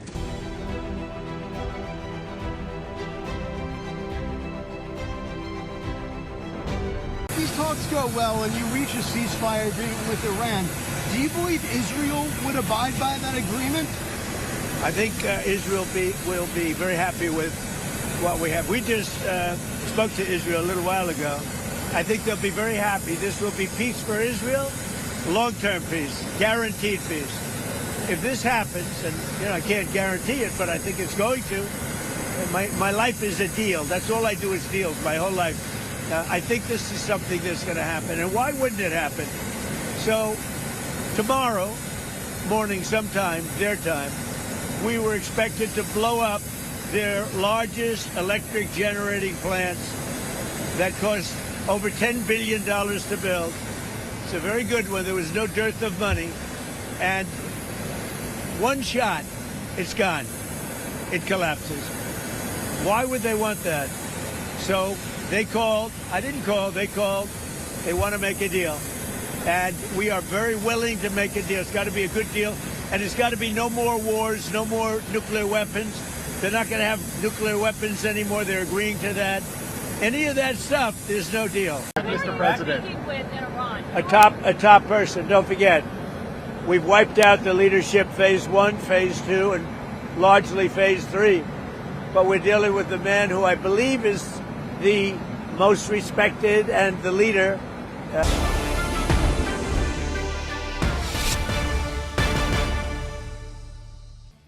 जय हिंद। जय हिंद। ये भारत माँ के बेटे और बेटियों की तो आवाज़ है नहीं, क्योंकि भारत माँ ने बेटे और बेटियां पैदा ही नहीं किए। भारत माँ ने तो शिंगने और शेर पैदा किए, और शिंगने और शेर जब दहाड़ते हैं तो 100-100 किलोमीटर दूर खड़ा हुआ दुश्मन भी थर्राता है। तो कम से कम इतनी तेज आपकी बुलंद आवाज़ होनी चाहिए कि इस रिपब्लिक टीवी के इस प्रांगण में कम से कम पता चले कि इस हॉल में कुछ हो रहा है। तो जय हिंद, जय Hind. Thank you so much. आपका जोश यूं ही निरंतर बना रहे।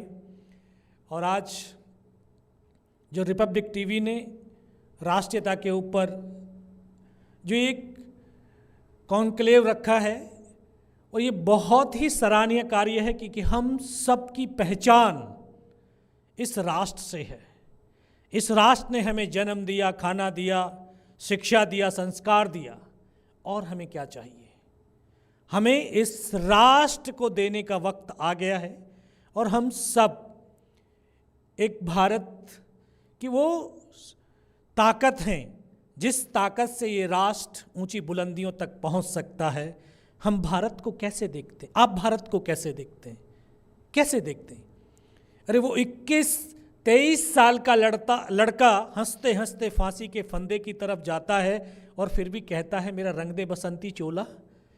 वो 24 साल का लड़का जो 15 साल की अवस्था में अदालत में खड़े होकर के कहता है आज़ाद हूँ, आज़ाद ही रहूँगा, और इतनी मोहब्बत उस राष्ट्र से करता है। आप भारत को उस नज़र से देखिए जहाँ इस भारत की बेटी अपने कमर पर दत्तक पुत्र को बांध करके युद्ध के मैदान में कूद जाती है। आखिरी क्षणों तक वो डरती नहीं है, घबराती नहीं है, बल्कि अंग्रेजों का सामना करती है।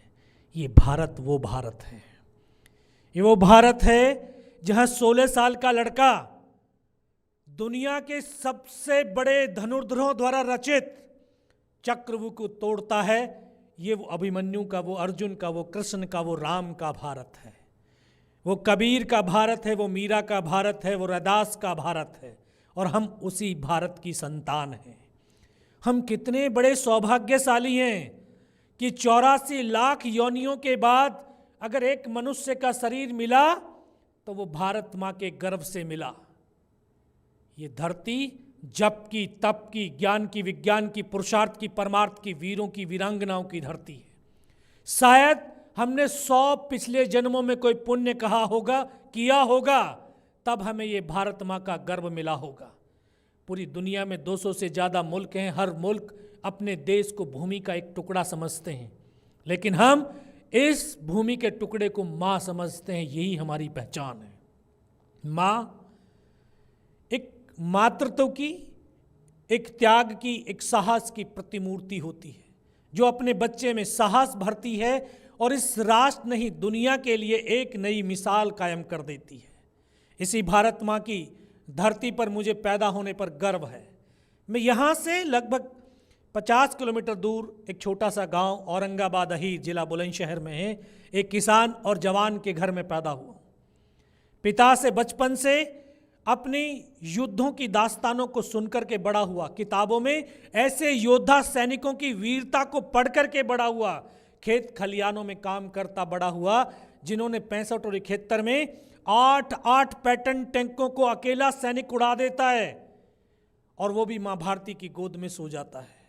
मैंने उस योद्धा की कहानी को पढ़ा जिसने 21 साल की अवस्था में 1971 में टैंक से टैंक की लड़ाई लड़ी और दुश्मनों के टैंकों को नस्त नाबूद कर दिया। उनके जब हम पढ़ते हैं, सुनते हैं और देखते हैं तो हमारे मनोभाव जागृत होते हैं। मैंने उनको पढ़ करके, सुन करके, जब मन के अंदर वो हृदय में वो भाव जागृत हुआ, यार फौज में जाना है। बच्चों, एक इंसान 2 तरह की जिंदगी जीता है, सक्सेस ऑफ लाइफ और पर्पज ऑफ लाइफ। सक्सेस आपको मेहनत से मिल सकती है, लेकिन लाइफ का पर्पज नहीं मिला तो वो सक्सेस बेकार हो जाती है। तो अपने आप से पूछा, फौज में क्यों जाना है? युद्ध लड़ना है। क्योंकि पिता से वो स्थितियों और परिस्थितियों के बारे में सुना कि जब 71 में वो लाहौर तक पहुंच गए तो उन्होंने नलकूप के अंदर पाकिस्तानियों ने जहर डाल दिया था, जिससे हमारे सैनिक बहुत सारे वहाँ पर शहीद हुए। तो पिता बताया करते थे कि चारों तरफ साथियों की लाशें पड़ी होती हैं, ना खाना मिलता है, ना सोना मिलता है, ना पानी मिलता है, लेकिन फौज फिर भी लक्ष्य की तरफ बढ़ती है। ऐसे कैसे होगा? बस उन परिस्थितियों को जीने की परिकल्पना अपने हृदय में जीने लगा। और ये सच है कि सपने उसी के पूर्ण होते हैं जो उन सपनों को जीता है। आंखों से जो देखता है उसके सपने बहुत कम पूर्ण होते हैं। ये हृदय, ये सोल, ये आत्मा तो उस परमात्मा का अंश है। अगर परमात्मा हमारे उन सपनों में शामिल हो जाए तो दुनिया की कोई ऐसी ताकत नहीं कि हमें सपनों को साकार होने से कोई रोक सके। कोई नहीं रोक सकता। उन खेत खलियानों में काम करता हुआ बड़ा हुआ, 11th पास किया, 12th में आया ही था, मात्र 16 साल 5 महीने की अवस्था, और फौज में भर्ती होकर के चला गया। फौज की ट्रेनिंग आग की तप्त भट्टी होती है। जब हम आग का नाम सुनते हैं तो लगता है कि आग जला देगी, लेकिन आग जलाती नहीं है, आग पिघलाती भी है। जितने भी